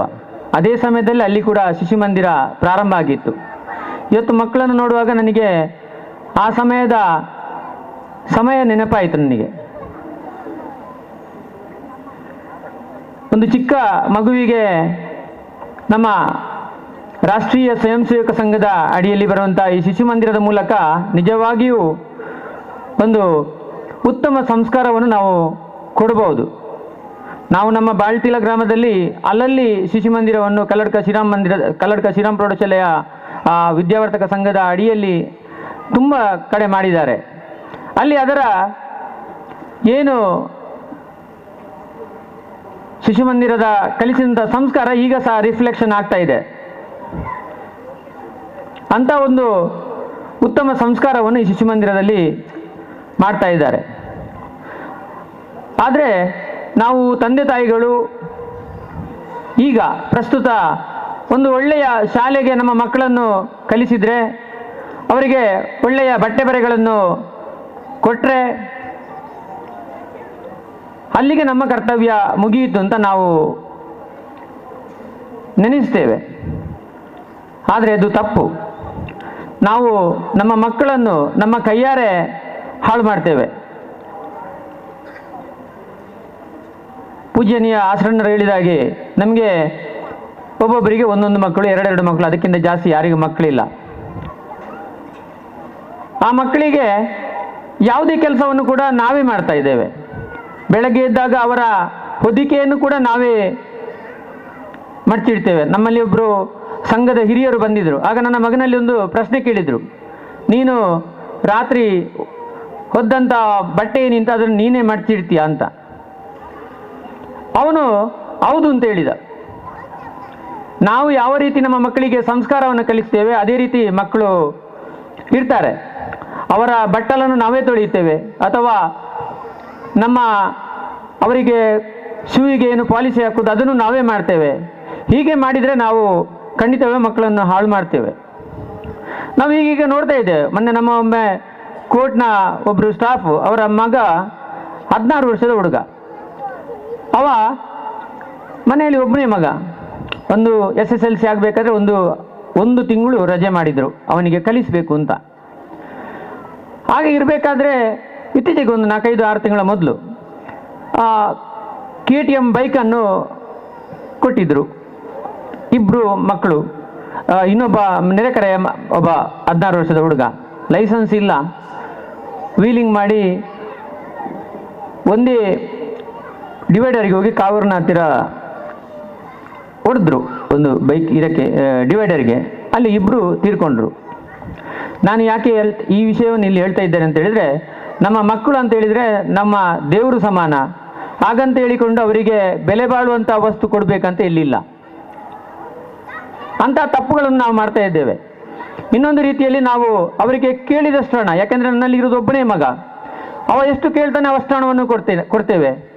ಅಂಥ ಹೊತ್ತಿನಲ್ಲಿ ಅವ ಏನು ಮಾಡ್ತಾನೆ, ಬೇಕಾದಷ್ಟು ತಿಂತಾನೆ, ನಂತರ ಡ್ರಗ್ಸ್ ಅಥವಾ ಬೇರೆ ಏನೋ ಒಂದು ವಿಷಯಕ್ಕೆ ಅದನ್ನು ಖರ್ಚು ಮಾಡ್ತಾನೆ. ಆಗ ನಮ್ಮ ಮಕ್ಕಳು ನಮ್ಮ ಎದುರಿಗೆ, ನಾವು ಸಾಕಿದಂಥ ಮಕ್ಕಳು ನಮ್ಮ ಎದುರಿಗೆ ಹಾಳಾಗ್ತಾರೆ. ಹಾಗಾದರೆ ಮಕ್ಕಳನ್ನು ನಾವು ಯಾವ ರೀತಿ ಸಾಕಬೇಕು ತಿಳಿದವರು ಹೇಳಿದ್ದಾರೆ. ಒಂದು ಮಗುವನ್ನು ನಾವು ಸಾಕಬೇಕಾದ್ರೆ, ಈಗ ಈ ಮಗು ಚಿಕ್ಕ ಮಗು 5 ವರ್ಷ ಅಂತ ಒಂದು ಪ್ರಾರಂಭದ ಇರುವಾಗ ಅಲ್ಲಿ ನಾವು ಮಕ್ಕಳನ್ನು ತುಂಬ ಪ್ರೀತಿ ಮಾಡಬೇಕು ಅಂತ ಹೇಳ್ತಾರೆ. ಪ್ರೀತಿ ಮಾಡೋದು ಅಂತ ಹೇಳಿದರೆ ಹಾಯಿ ಅಂತ ಹೇಳೋದಲ್ಲಂತೆ. ಅವರನ್ನು ಅಪ್ಪಿಕೊಂಡು ಮುದ್ದಾಡಿಕೊಂಡಿರಬೇಕು. ಅದರ ನಂತರ 5 ವರ್ಷದಿಂದ 15 ವರ್ಷ ಅಂಥ ಸಮಯ ಮೊದಲು ಅದು ಗುರುಕುಲಕ್ಕೆ ಕಲಿಸುವಂಥ ಸಮಯ. ಆಗ ಮಕ್ಕಳು ತಂದೆ ತಾಯಿಯ ಬಳಿಯಲ್ಲಿ ಇರ್ತಿರಲಿಲ್ಲ. ಅಂಥ ಸಂದರ್ಭದಲ್ಲಿ ಗುರುಗಳ ಬಳಿಯಲ್ಲಿ ಇದ್ದುಕೊಂಡು ಅವರ ಸೇವೆಯನ್ನು ಮಾಡಿಕೊಂಡು ಎಲ್ಲ ಕೆಲಸವನ್ನು ಅವರು ಮಾಡಿಕೊಂಡು, ಮಕ್ಕಳ ಕೆಲಸನ ಅವರವರ ಕೆಲಸವನ್ನು ಅವರವರೇ ಮಾಡಿಕೊಳ್ಬೇಕು. ಈಗ ನಾವು ಚಿಕ್ಕಂದಿನಲ್ಲಿರಬೇಕಾದ್ರೆ ನಾವು ನಮ್ಮ ಎಲ್ಲ ಕೆಲಸವನ್ನು ನಾವೇ ಮಾಡಿಕೊಂಡು ಇವತ್ತಿಗೆ ನನಗೆ ಈಗ ಕೂಡ ನೆನಪಾಗ್ತಾ ಇದೆ. ಯಾಕಂದರೆ ನಾವು ಮಕ್ಕಳನ್ನು ಈಗ ನಾವು ಹೇಳಿಕೊಂಡೇ ನಾವು ನಮ್ಮ ಮಕ್ಕಳನ್ನು ಹಾಳು ಮಾಡ್ತಾ ಇದ್ದೇವೆ. ಒಂದು ಶಾಲೆಯ, ನಾನು ಮೊನ್ನೆ ನಮ್ಮ ಪ್ರವೀಣ್ ಸರಳ ಅವರಲ್ಲಿಗೆ ನಾನು ಹೋಗಿದ್ದೆ, ವಿಟ್ಲಕ್ಕೆ, ನಮ್ಮ ಸಂಘದ ಒಬ್ಬರು ಪ್ರಚಾರಕರು. ಅವರಲ್ಲಿ 2 ವೀಲರ್ ಇದೆ, ಮನೆಯಲ್ಲಿ ಕಾರ್ ಇದೆ, ಮನೆ ಹತ್ತಿರನೇ ಎದುರುಗಡೆ ಹಳದಿ ಬೋರ್ಡಿನ ಬಸ್ ಹೋಗ್ತಾ ಇದೆ. ಆದರೆ ಅವ್ರು ನನ್ನಲ್ಲಿ ಹೇಳಿದ್ರು, ನನಗೆ ಬಹಳ ವಿಚಿತ್ರ ಆಯಿತು. ಯಾಕೆಂತ ಹೇಳಿದರೆ, ನಾನು ಮಕ್ಕಳನ್ನು ನನ್ನ ಸ್ಕೂಟರಲ್ಲಿ ಕರ್ಕೊಂಡು ಹೋಗೋದಿಲ್ಲ ಶಾಲೆಗೆ, ಅಥವಾ ನಾನು ನನ್ನ ಕಾರಲ್ಲಿ ಕರ್ಕೊಂಡು ಹೋಗೋದಿಲ್ಲ, ಅಥವಾ ಸ್ಕೂಲಿನ ಬಸ್ಸಲ್ಲೂ ಕೂಡ ನಾನು ಕಳಿಸೋದಿಲ್ಲ. ಯಾಕೆಂತ ಹೇಳಿದರೆ ನನ್ನ ಮಕ್ಕಳು ಅವರು ಸಮಾಜವನ್ನು ಬಹಳ ಹತ್ತಿರದಿಂದ ತಿಳಿಯಬೇಕು. ಆ ಒಂದು ಉದ್ದೇಶದಿಂದ ಆರ್ಡಿನರಿ ಬಸ್ ಏನು ಹೋಗ್ತಾ ಇದೆ ಅದರಲ್ಲಿ ನನ್ನ ಮಕ್ಕಳನ್ನು ನಾನು ಕಳಿಸ್ತಾ ಇದ್ದೇನೆ ಅಂತ. ನಾವು ತುಂಬ ತಪ್ಪು ಮಾಡೋದು ಅದೇ ತಪ್ಪು ಮಾಡ್ತಾ ಇದ್ದೇವೆ. ಈಗ ನಮ್ಮ ಮಕ್ಕಳನ್ನು ಶಾಲೆಯಿಂದ ಸೀದಾ ಮನೆಯಿಂದ ಸೀದಾ ಶಾಲೆಗೆ, ಶಾಲೆಯಿಂದ ಸೀದಾ ಮನೆಗೆ ಕರ್ಕೊಂಡು ಬರ್ತೇವೆ. ಈ ಮಕ್ಕಳು ತಾನು ಬದುಕುವ ರೀತಿಯ ಕಲೆಯನ್ನು ಇಲ್ಲಿ ಕಲಿಯುತ್ತಾರೆ ಅಂತ ಒಂದು ಪ್ರಶ್ನೆ. ನಾವು ಕೆಲವು ಸಲ ನಮ್ಮ ಮಕ್ಕಳಿಗೆ ಹೇಳಿಕೊಂಡು ನೀವು ಬಸ್ಸಲ್ಲಿ ಬನ್ನಿ ಇವತ್ತು ಅಂತ, ವಾರಕ್ಕೆ ಒಂದು ಸಲ ಆದರೂ ಬಸ್ಸಲ್ಲಿ ಅವರು ಬರಬೇಕು ಅಂತ ನಮ್ಮ ಒಂದು ಇರಾದೆ. ನಾವು ಮೊದಲು ಹೋಗ್ಬೇಕಾದ್ರೆ, ಶಾಲೆಗೆ ಹೋಗ್ಬೇಕಾದ್ರೆ ನಾವೊಂದು 2 ಕಿಲೋಮೀಟರ್ 3 ಕಿಲೋಮೀಟರ್ ನಡ್ಕೊಂಡು ಹೋಗ್ತಾ ಇದ್ದೆವು. ನಡ್ಕೊಂಡು ಹೋಗ್ಬೇಕಾದ್ರೆ ನಮಗೆ ಶಾಲೆಯಲ್ಲಿ ಹುಚ್ಚರು ಸಿಕ್ತಿದ್ರು, ಕುಡಿದವರು ಸಿಕ್ತಿದ್ರು, ಹಾವುಗಳು ಸಿಗ್ತಾ ಇದ್ದು, ಹಾಯುವಂಥ ಹೋರಿಗಳು ಸಿಗ್ತಾ ಇತ್ತು. ಸೇತುವೆಯಲ್ಲಿ ಹೋಗ್ಬೇಕಾದ್ರೆ ಅಲ್ಲಿ ಆಚೆ ಈಚೆಗೆ ಯಾವುದೇ ದಡ ಇರಲಿಲ್ಲ. ಆಗ ಮೊಬೈಲ್ ಈಗಿನ ಹಾಗೆ, ಈಗ ನಾವು ಶಾಲೆಗೆ ಹೋದಾಗ ಅಲ್ಲಿ ಶಾಲೆಗೆ ಮುಟ್ಟಿದಂತ ಒಂದು ನಮಗೆ ಮೆಸೇಜ್ ಬರ್ತದೆ. ಶಾಲೆಯಿಂದ ಮನೆಗೆ ಹೊರಟಾಗ ಒಂದು ಶಾಲೆ ಇಲ್ಲಿಂದ ಹೊರಟಿದ್ದಾನೆ ಅಂತ ಮೆಸೇಜ್ ಬಂದದ್ದು ನಮ್ಮ ಮಕ್ಕಳದ್ದು ನಾನು ನೋಡಿದ್ದೇನೆ. ಅಂತ ಒಂದು ಸನ್ನಿವೇಶ ಆ ಸಮಯದಲ್ಲಿ ಇರಲಿಲ್ಲ. ನಾವು ಬೆಳಗ್ಗೆ ಹೋದವರು ಸಂಜೆ ಬರಬೇಕಾದ್ರೆ ನಾವು ಸೇತುವೆಯಲ್ಲಿ ಹೋದೆವು. ಆದರೆ ನಮ್ಮಲ್ಲಿ ಆವತ್ತು ಕಲಿಸಿದಂಥ ಗಟ್ಟಿತನ ಏನಿದೆ, ಆ ಗಟ್ಟಿತನ ನಮ್ಮನ್ನು ಇವತ್ತು ಈ ಒಂದು ಏನು ಮಟ್ಟಕ್ಕೆ ನಮ್ಮನ್ನು ಕೊಂಡೊಯ್ದಿದೆ ಅಂತ ನಾನು ಹೇಳಲಿಕ್ಕೆ ನಿಮಗೆ ಇಚ್ಛೆ ಪಡ್ತೇನೆ. ಯಾಕಂದರೆ ಒಂದೇ ಮಗು ಇರಲಿ, ಎರಡೇ ಮಗು ಇರಲಿ, ಆ ಮಗುವಿಗೆ ಸ್ವತಂತ್ರವಾಗಿ ಸ್ವಲ್ಪ ಬಿಡಬೇಕು. ನಾವು ಅವರಿಗೆ ಈ ಸಂಸ್ಕಾರ ಕೊಡುವ ಮೂಲಕ ಮತ್ತು ಅವರನ್ನು ಸ್ವತಂತ್ರವಾಗಿ ಬಿಡುವ ಮೂಲಕ ಅವರನ್ನು ಭಾರತದ ಒಂದು ಸತ್ಪ್ರಜೆಯಾಗಿ ನಾವು ಮಾಡಬೇಕು. ನಾವು ನೋಡ್ತಾ ಇದ್ದೇವೆ, ಹೆಣ್ಣು ಮಕ್ಕಳಿಗೆ ಒಂದು ರೀತಿಯ ವಿದ್ಯಾಭ್ಯಾಸ, ಗಂಡು ಮಕ್ಕಳಿಗೆ ಒಂದು ರೀತಿಯ ವಿದ್ಯಾಭ್ಯಾಸ. ನಾವು ನಿಜವಾಗಿ ನಾನು ಒಂದು ವಕೀಲರಾಗಿ ನಾನು ತುಂಬ ಹತ್ತಿರದಿಂದ ಸಮಾಜವನ್ನು ನೋಡುವವರು. ಹೆಣ್ಣು ಮಕ್ಕಳಿಗೆ ಅವರನ್ನು ಕುಲದಿಂದ ಹೊರಕ್ಕೆ ಅಂತ ಹೇಳಿಕೊಂಡು ಅವರಿಗೆ ಕೊಡುವಂಥ ಎಜುಕೇಷನಲ್ಲಿ ಸ್ವಲ್ಪ ಭೇದ ಮಾಡ್ತೇವೆ. SSLC ಮಾಡಿದಂಥ ಒಬ್ಬ ಹುಡುಗ ಅವನು ಗ್ಯಾರೇಜಲ್ಲಾದರೂ ಕೆಲಸ ಮಾಡಿ ತನ್ನ ಜೀವನವನ್ನು ಸಾಗಿಸ್ತಾನೆ. ಆದರೆ ಹೆಣ್ಮಕ್ಳಿಗೆ ಆ ರೀತಿಯಲ್ಲಿ ಅಲ್ಲ. ಅವರಿಗೆ ಒಳ್ಳೆಯ ರೀತಿಯಲ್ಲಿ ನಾವು ವಿದ್ಯಾಭ್ಯಾಸವನ್ನು ಕೊಟ್ಟರೆ ಅವರೇ ನಮ್ಮ ಸಂಸಾರವನ್ನು ತೂಗಿಸುವವರು, ಸಂಸಾರವನ್ನು ಒಳ್ಳೆಯ ಮಕ್ಕಳನ್ನು ಒಳ್ಳೆಯ ಸತ್ಪ್ರಜೆ ಮಾಡುವವರು. ಒಂದು ವೇಳೆ ಅವರ ಮದುವೆ ಆದಮೇಲೆ ಗಂಡ ತೀರ್ಕೊಂಡ ಅಂತ ಇಟ್ಕೊಳ್ಳಿ, ನಾನು ನೋಡಿದ್ದೇನೆ ತುಂಬ ಜನ ಅವರಿಗೆ ವಿದ್ಯಾಭ್ಯಾಸ ಯಾರಿಗಿಲ್ಲ ಅಥವಾ ಕೆಲಸದಲ್ಲಿ ಯಾರಿಲ್ಲ ಅಂಥವರು ಬಹಳ ಬೇಗ ಕೈಕಾಲನ್ನು ಬಿಡ್ತಾರೆ. 2 ಮಕ್ಕಳು ಇಂಗ್ಲೀಷ್ ಮೀಡಿಯಂಗೆ ಹೋಗ್ತಾ ಇರ್ತಾರೆ. ನಂತರ ಆ ಇಂಗ್ಲೀಷ್ ಮೀಡಿಯಂಗೆ ಹೋಗುವಂಥ ಮಕ್ಕಳು ಯಾರಿದ್ದಾರೆ ಅವರನ್ನು ಕನ್ನಡ ಮೀಡಿಯಂಗೆ ಸೇರಿಸುವಂಥ ಒಂದು ಪ್ರಮೇಯವನ್ನು ಸಹ ನಾನು ನೋಡಿದ್ದೇನೆ. ಇದು ನಾವು ಮಾಡುವಂಥ ತಪ್ಪು. ಯಾಕೆಂತ ಹೇಳಿದರೆ ನಾವು ಹೆಣ್ಮಕ್ಕಳಿಗೆ ಪ್ರಥಮ ಪ್ರಾಶಸ್ತ್ಯವನ್ನು ನಾವು ಕೊಡಬೇಕು ವಿದ್ಯಾಭ್ಯಾಸದಲ್ಲಿ. ಆಗ ನಮ್ಮ ದೇಶ ಭವ್ಯವಾದ ದೇಶ ಆಗ್ತದೆ. 95% ಮಾರ್ಕ್ ತೆಗೆಯುವಂಥ ಒಂದು ಹುಡುಗನನ್ನು ನಾವು ಕೇಳ್ತೇವೆ, ನಿನ್ನ 5% ಎಲ್ಲಿದೆ ಅಂತ ಮಾರ್ಕ್. ಅಂತ ಒಂದು ಘೋರ ಅಪರಾಧವನ್ನು ನಾವು ಮಾಡ್ತಾ ಇದ್ದೇವೆ. ಮಕ್ಕಳಿಗೆ ಮಾರ್ಕ್ಸೇ ಮೈನ ತುಂಬ ಇದಲ್ಲ. ಮೊನ್ನೆ ಇತ್ತೀಚೆಗೆ ನಿಮ್ಮ ಇದೇ ಒಂದು ಜಾಗದಲ್ಲಿ ಹೆಣ್ಣು ಮಗು ಒಬ್ಬರು ನಮ್ಮಲ್ಲಿಗೆ ಬಂದಿದ್ರು ಅಪಘಾತ ಕೇಸಿನಲ್ಲಿ. ಅವರಿಗೆ ಕಾಲು ಫ್ರ್ಯಾಕ್ಚರ್ ಆಗಿತ್ತು. ಕಾಲು ಫ್ರ್ಯಾಕ್ಚರ್ ಆದವರು ನಮ್ಮಲ್ಲಿ ಹೇಳಿದರು, ವಕೀಲರೇ ನಮಗೆ ಇದರಲ್ಲಿ ಎಷ್ಟು ಪರಿಹಾರದ ಹಣ ಸಿಗ್ಬೋದು ಅಂತ. ನಾನು ಕೇಳಿದೆ, ನೀವು ಖಾಲಿ 20 ದಿನದಲ್ಲಿ ನೀವು ಅಪಘಾತ ಆಗಿ ಪುನಃ ನಿಮ್ಮ ಏನು ಸೊಸೈಟಿಗೆ, ಅವರು ಸೊಸೈಟಿಯಲ್ಲಿ ಕೆಲಸ ಮಾಡುವವರು, ನೀವು ಅಲ್ಲಿಗೆ ಹೋಗಿದ್ದೀರಿ, ಕೆಲಸ ಮಾಡಿದರೆ ನಿಮ್ಗೆ ಎಷ್ಟು ಕಂಪನ್ಸೇಷನ್ ಸಿಗ್ಬೋದು, ಕಡಿಮೆ ಸಿಗ್ತದೆ ಅಂತ ನಾನು ಹೇಳಿದೆ. ಆಗ ಅವರು ತುಂಬ ಹತ್ತರು. ನಾನು ಕೇಳಿದೆ, ಯಾಕೆ ನೀವು ಅಳ್ತಾ ಇದ್ದೀರಂತ. ಆ ಟೈಮಲ್ಲಿ ಅವರು ಹೇಳಿದರು, ನನ್ನ ಒಬ್ಬ ಮಗ ಒಂದು ಪ್ರತಿಷ್ಠಿತ ಮಂಗಳೂರಿನ ಒಂದು ಶಾಲೆಗೆ ಹೋಗುವ 3 ದಿನ ಅವನ ಮಾವನ ಮನೆಯಿಂದ ಬಂಟ್ವಾಳದಿಂದ ಬಂದ. ಆ 3 ದಿನ ಕಳೆದ ಮೇಲೆ ಅವನು ಸುಸೈಡ್ ಮಾಡ್ಕೊಂಡಿದ್ದಾನೆ. ಅದು ಈ ತಾಯಿ ಯಾವ ರೂಮಲ್ಲಿ ಮಲಗ್ತಾರ ಅದೇ ಕೋಣೆಯಲ್ಲಿ ಬಂದು ಯಾವುದೇ ಒಂದು ಕಾರಣ ಹೇಳದೆ ಸುಸೈಡ್ ಮಾಡ್ಕೊಂಡಿದ್ದಾನೆ. ಅದರ ನಂತರ ಈಗ ಇದೊಂದು 6 ತಿಂಗಳ ಮೊದಲು ಅವರು ನನ್ನಲ್ಲಿ ಹತ್ತದ್ದು. ಅದರ ನಂತರ ಈಗ ಒಂದು 2 ವಾರದ ಮೊದಲು ನನ್ನಲ್ಲಿಗೆ ಬಂದಿದ್ದರು. ಆಗ ಇನ್ನೊಬ್ಬ ಮಗ ಇದ್ದಾನೆ. ಆಗ ನಾನು ಕೇಳಿದೆ, ನಿಮ್ಮ ಈಗ ಇರುವಂಥ ಮಗ ಹೇಗಿದ್ದಾನೆ ಓದುದ್ರಲ್ಲಿ ಅಂತ ಕೇಳಿದೆ. ಆಗ ಹೇಳಿದರು ಅವನು 60% ಮಾತ್ರ ಮಾರ್ಕ್ ತೆಗೆದು, ಆದರೆ ನನಗೆ ತುಂಬ ನೆಮ್ಮದಿ ಇದೆ. 95% ಮಾರ್ಕ್ ತೆಗೆದಿರ್ಬೋದು, ಅವನು ಯಾವುದೇ ಜನರಲ್ ನಾಲೆಜನ್ನು ಅವನು ತೆಗೆದುಕೊಂಡಿರಲಿಲ್ಲ. ಅವನಿಗೆ ಜನರಲ್ ನಾಲೆಜ್ ಇರಲಿಲ್ಲ. ಮನೆಯಲ್ಲಿ ತಾನು ತೀರಿಕೊಳ್ಳುವಾಗ ಯಾವುದೇ ವಿಷಯವನ್ನು ಕೂಡ ಬಿಟ್ಟು ಹೋಗಲಿಲ್ಲ. ಆದರೆ ಈ 60% ತೆಗೆದಂಥ ಯಾವ ಮಗು ಇದೆ ಅದು ಎಲ್ಲರಲ್ಲೂ ಮಿಂಗಲ್ ಹಾಕ್ಕೊಂಡು ಎಲ್ಲರೊಟ್ಟಿಗೆ ಬೆರೆತುಕೊಂಡು ಕ್ರಿಕೆಟ್ ಆಡಿಕೊಂಡು ಕಬಡ್ಡಿ ಆಡಿಕೊಂಡು ಎಲ್ಲರೊಟ್ಟಿಗೆ ಇದ್ದಾನೆ. ಇದು ನಾನು ಯಾಕೆ ಈ ಸೂಕ್ಷ್ಮ ವಿಚಾರವನ್ನು ಕೇಳ್ತೇನೆ ಅಂತ ಹೇಳಿದರೆ, ನಾವು ಇಲ್ಲಿ ತುಂಬ ತಂದೆ ತಾಯಿಯರಿದ್ದಾರೆ. ನಿಮಗೆ ಒಂದು ಕಿವಿ ಮಾತು ಹೇಳೋದು, ಯಾವಾಗಲೂ ಮಕ್ಕಳನ್ನು ಮಾರ್ಕ್ಸ್ ಮಾರ್ಕ್ಸ್ ಮಾರ್ಕ್ಸ್ ಅಂತ ಹೇಳ್ಕೊಂಡು ಅವರ ಹಿಂದುಗಡೆ ಹೋಗಬೇಡಿ. ಅವರಿಗೆ ಮನಸ್ಸನ್ನು ಗಟ್ಟಿತನ ಮಾಡುವಂಥ ಒಂದು ವ್ಯವಸ್ಥೆಯನ್ನು ಅವರಿಗೆ ನೀವು ಮಾಡಬೇಕು. ಆಗ ಮಾತ್ರ ಮಕ್ಕಳು ತುಂಬ ಒಳ್ಳೆಯ ಒಬ್ಬ ಪ್ರಜೆಯಾಗಿ ಅವರು ಬದುಕ್ತಾರೆ. ನಾವು ನಮ್ಮ ತಂದೆ ತಾಯಿಗಳಾಗಿ ನಮ್ಮ ಮಕ್ಕಳು ಯಾರಿದ್ದಾರೆ ಅವರಲ್ಲಿ ಕೇಳುವಾಗ ನಿನ್ನ ರೋಲ್ ಮಾಡೆಲ್ ಯಾರಂತ ಕೇಳಿದರೆ ನಮ್ಮನ್ನು ಬೊಟ್ಟು ಮಾಡುವಂಥ ಒಂದು ಪ್ರಮೇಯ ಬರಬೇಕು. ಅವರು ಯಾರೋ ಒಬ್ಬ ಶಾರುಖ್ ಖಾನ್ ಅಥವಾ ಐಶ್ವರ್ಯನ್ನು ನನ್ನ ರೋಲ್ ಮಾಡೆಲ್ ಅವರು ಅಂತ ಹೇಳಬಾರ್ದು. ಅಂಥ ಒಂದು ಒಳ್ಳೆಯ ಗುಣವನ್ನು ನಾವು ತಂದೆ ತಾಯಿಗಳಾಗಿ ಕೂಡ ನಾವು ಬೆಳೆಸ್ಕೊಳ್ಬೇಕು. ಯಾಕಂದರೆ ತಂದೆ ತಾಯಿಗಳು ನಾವು ಅವರ ಎದುರುಗಡೆ ಒಂದಷ್ಟು ಹಣವನ್ನು ಎಣಿಸುವುದಾ ಅಥವಾ ಮಾಡುವುದಾ ಅಂಥ ಕೆಲಸವನ್ನು ನಾವು ಮಾಡಬಾರ್ದು. ಮಕ್ಕಳು ನಿಮಗೆ ಏನು ಡೆಪಾಸಿಟ್ ಆಗಬೇಕಾ, ಅವರನ್ನು ನೀವು ಡೆಪಾಸಿಟ್ ಮಾಡಬೇಕಾ, ಅವರ ಎದುರುಗಡೆ ನಾವು ನಮ್ಮ ಮೌಲ್ಯ ಏನಿದೆ ಅದನ್ನು ಕೂಡ ನಾವು ಹೆಚ್ಚಿಸಿಕೊಳ್ಳುವಂಥ ಒಂದು ಗುಣವನ್ನು ನಾವು ಬೆಳೆಸಿಕೊಳ್ಬೇಕು ಅಂತ ಹೇಳ್ತಾ ನಾನು ಹೆಚ್ಚು ಮಾತಾಡೋದಿಲ್ಲ. ಈಗಾಗಲೇ 8:30ಗೆ ಕಾರ್ಯಕ್ರಮ ಮುಗಿಬೇಕಿತ್ತು. ಇನ್ನೊಂದಷ್ಟು ಇಲ್ಲಿ ಕೆಲಸ ಆಗಲಿಕ್ಕಿದೆ ಅಂತ ಹೇಳಿದರು ನಾರಾಯಣಣ್ಣ. ಖಂಡಿತವಾಗಿ ನಾನು ನಮ್ಮಿಂದ ಆಗುವಂಥ ಏನು ವ್ಯವಸ್ಥೆ ಇದೆ ಅದನ್ನು ನಾನು ಮಾಡ್ತೇನೆ ಅಂತ ಹೇಳ್ತಾ ವೇದಿಕೆಯಲ್ಲಿರುವ ಹಾಗೂ ಇಲ್ಲಿ ನೆರೆದಿರುವಂಥ ಎಲ್ಲರಿಗೂ ಇನ್ನೊಮ್ಮೆ ವಂದನೆಯನ್ನು ಸಲ್ಲಿಸ್ತಾ ನನ್ನ ಒಂದೆರಡು ಮಾತನ್ನು ನಿಲ್ಲಿಸ್ತೇನೆ. ಜೈ ಹಿಂದ್, ಜೈ ಕರ್ನಾಟಕ. ಇಂದಿನ ಸಮಾರಂಭದ ಅಧ್ಯಕ್ಷರಾದಂಥ ಶ್ರೀಯುತ ಕೃಷ್ಣ ಭಟ್ ಕದ್ರಿ ಇವರು ಈ ಒಂದು ಬಹುಮಾನವನ್ನು ನೀಡಬೇಕಾಗಿ ವಿನಂತಿಯನ್ನು ಮಾಡ್ತಾ ಇದ್ದೇನೆ. ಪ್ರಾಪ್ತಿ, ರಿಷಬ್, ವೈಭವ್, ಧೀಮಹಿ, ಶ್ರೇಯಾಂಕ್, ಹೃತ್ವಿ, ಇಶಾಂಕ್, ವಿಭಾ, ರಿದ್ವಿತ್, ಪ್ರಣವೀತ್,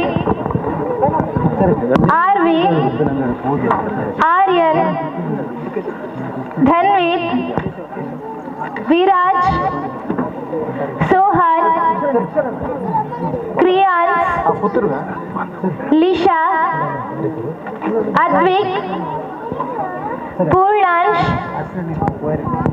ಮಿಹಾಲ್, ದಿಯಾ. ಮುಂದಿನ ಬಹುಮಾನವನ್ನು ವೇದಮೂರ್ತಿ ಹರಿನಾರಾಯಣ ಅವರು ನೀಡಬೇಕಾಗಿ ವಿನಂತಿಯನ್ನು ಮಾಡ್ತಾ ಇದ್ದೇನೆ. ಗೌರವ್, ಅನ್ಸಿಕಾ, ಚಾರ್ವಿಕೇಶ್, ಅನ್ಸಿಕಾ, ಕೃಷ್ವಿ.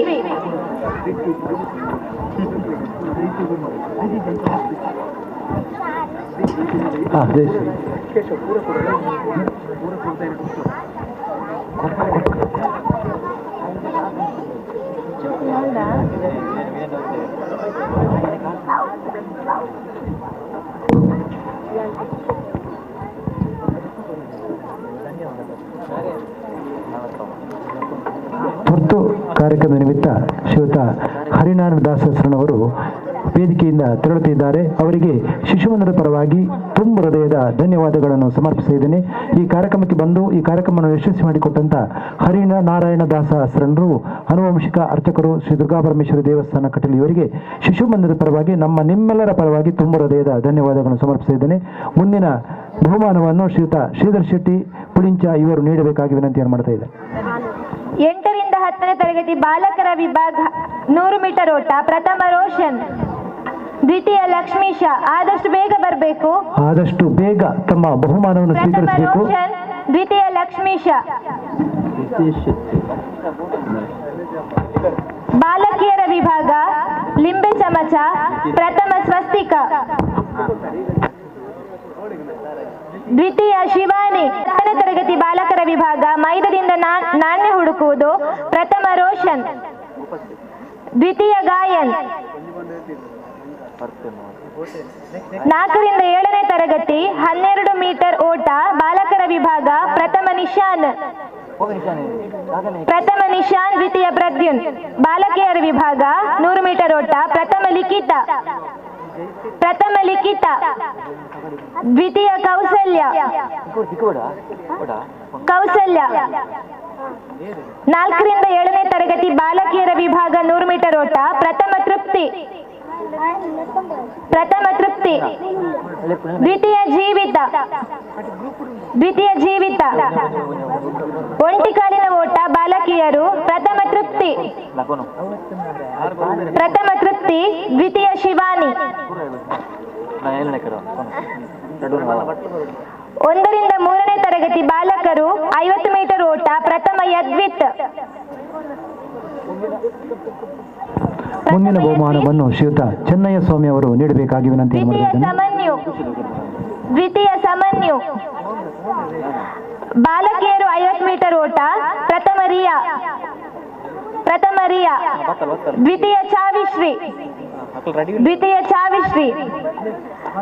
ಕಪ್ಪಿ ಜಿಗಿತ, ಪ್ರಥಮ ಸಮನ್ಯು, ಪ್ರಥಮ ಸಮನ್ಯು. ದ್ವಿತೀಯ ವಿವಾನ್, ದ್ವಿತೀಯ ಸಮನ್ಯು. ಬಾಲಕಿಯರು ಬಲೂನ್ ಹೊಡೆಯುವುದು, ಪ್ರಥಮ ಪ್ರೇಕ್ಷ, ಪ್ರಥಮ ಪ್ರೇಕ್ಷ. ದ್ವಿತೀಯ ಲಿಖಿತ. ಮಡಕೆ ಹೊಡೆಯುವುದು, ಪ್ರಥಮ ಮೋಕ್ಷ ಕಜೆ, ಪ್ರಥಮ ಮೋಕ್ಷ ಕಜೆ. ಪುರುಷರು ಮಡಕೆ ಹೊಡೆಯುವುದು, ಪ್ರಥಮ ಮುಖೇಶ್, ಪ್ರಥಮ ಮುಖೇಶ್. ಮಹಿಳೆಯರ ವಿಭಾಗ ನೋಟ ಹೊಡೆತ, ಪ್ರಥಮ ಸಂಯುಕ್ತ, ಪ್ರಥಮ ಸಂಯುಕ್ತ. ದ್ವಿತೀಯ ತ್ರಿಷಾ, ದ್ವಿತೀಯ ತ್ರಿಷಾ. ಸಂಗೀತ ಕುರ್ಚಿ, ಪ್ರಥಮ ಶೋಭಾ ಕಜೆ, ಪ್ರಥಮ ಶೋಭಾ ಕಜೆ.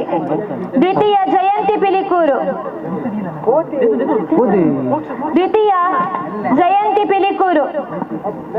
ಮಹಿಳೆಯರ ಗುಂಪು ವಿಭಾಗದಲ್ಲಿ ಥ್ರೋಬಾಲ್, ಪ್ರಥಮ ಗಂಗಾ ತಂಡ, ಪ್ರಥಮ ಗಂಗಾ ತಂಡ. ದ್ವಿತೀಯ ಪಯಸ್ವಿನಿ ತಂಡ, ದ್ವಿತೀಯ ಪಯಸ್ವಿನಿ ತಂಡ. ಲಗೋರಿ, ಪ್ರಥಮ ಗಂಗಾ ತಂಡ, ಪ್ರಥಮ ಗಂಗಾ ತಂಡ. ದ್ವಿತೀಯ ಪಯಸ್ವಿನಿ ತಂಡ. ಮುಕ್ತ ವಿಭಾಗ ರಸಪ್ರಶ್ನೆ, ಪ್ರಥಮ ಚಕ್ರ ತಂಡ, ದ್ವಿತೀಯ ಗಧಾ ತಂಡ. ಪುರುಷರ ಗುಂಪು ವಿಭಾಗದಲ್ಲಿ ಕ್ರಿಕೆಟ್, ಪ್ರಥಮ ಕರ್ಣ ತಂಡ, ಪ್ರಥಮ ಕರ್ಣ ತಂಡ. ದ್ವಿತೀಯ ಅರ್ಜುನ ತಂಡ, ಪ್ರಥಮ ಕರ್ಣ ತಂಡ, ದ್ವಿತೀಯ ಅರ್ಜುನ ತಂಡ. ಬಹುಮಾನದ ಈ ಒಂದು ವಿಜೇತರ ಪಟ್ಟಿಯನ್ನು ನಮಗೆ ನೀಡಿದಂಥ ಶ್ರೀ ಕುಮಾರಿ ರಿತಿಕಾ ಇವರಿಗೆ ವಂದನೆಗಳು. ಈಗ ಕಾರ್ಯಕ್ರಮದ ಕೊನೆಯ ಅಂಗವಾಗಿ ಅಧ್ಯಕ್ಷೀಯ ಮಾತು ಶ್ರೀಯುತ ಕೃಷ್ಣ ಭಟ್ ಕದ್ರಿ ಇವರಿಂದ ಅಧ್ಯಕ್ಷೀಯ ಮಾತು. ಅಧ್ಯಕ್ಷರು. ನಿಜವಾಗಿಯೂ ಇದೊಂದು ತುಂಬ ಖುಷಿಯಾದ ಕಾಲ. ಯಾಕೆಂದರೆ ಚಿಕ್ಕ ಮಕ್ಕಳ ಕಾರ್ಯಕ್ರಮದಲ್ಲಿ ಭಾಗವಹಿಸುವುದೇ ಒಂದು ಅತ್ಯಂತ ಖುಷಿ ಕೊಡುವಂತಹ ಸಂಗತಿ. ಆ ಮಕ್ಕಳ ಆಟೋಟಗಳು ಚಲನವಲನಗಳನ್ನು ನೋಡುತ್ತಾ ಕಾಲ ಹೋಗುವುದೇ ಗೊತ್ತಾಗುವುದಿಲ್ಲ. ಅಂತಹ ಈ ಕಾರ್ಯಕ್ರಮದಲ್ಲಿ ಮೊದಲಿಗಾಗಿ ಆ ಚಿಕ್ಕ ಮಕ್ಕಳ ಉನ್ನತಿಗಾಗಿ, ಮುಂದಿನ ಭವಿಷ್ಯಕ್ಕಾಗಿ ಕಲಿಸುವಂತಹ ಆ ಅಧ್ಯಾಪಕರಿಗೆ ಮೊದಲನೇದಾಗಿ ಅಭಿನಂದನೆಯನ್ನು ಸಲ್ಲಿಸುತ್ತೇನೆ. ಯಾಕೆಂದರೆ ಚಿಕ್ಕ ಮಕ್ಕಳಿಗೆ ಕಲಿಸುವುದು ಅಷ್ಟು ಸುಲಭದ ಕೆಲಸ ಅಲ್ಲ.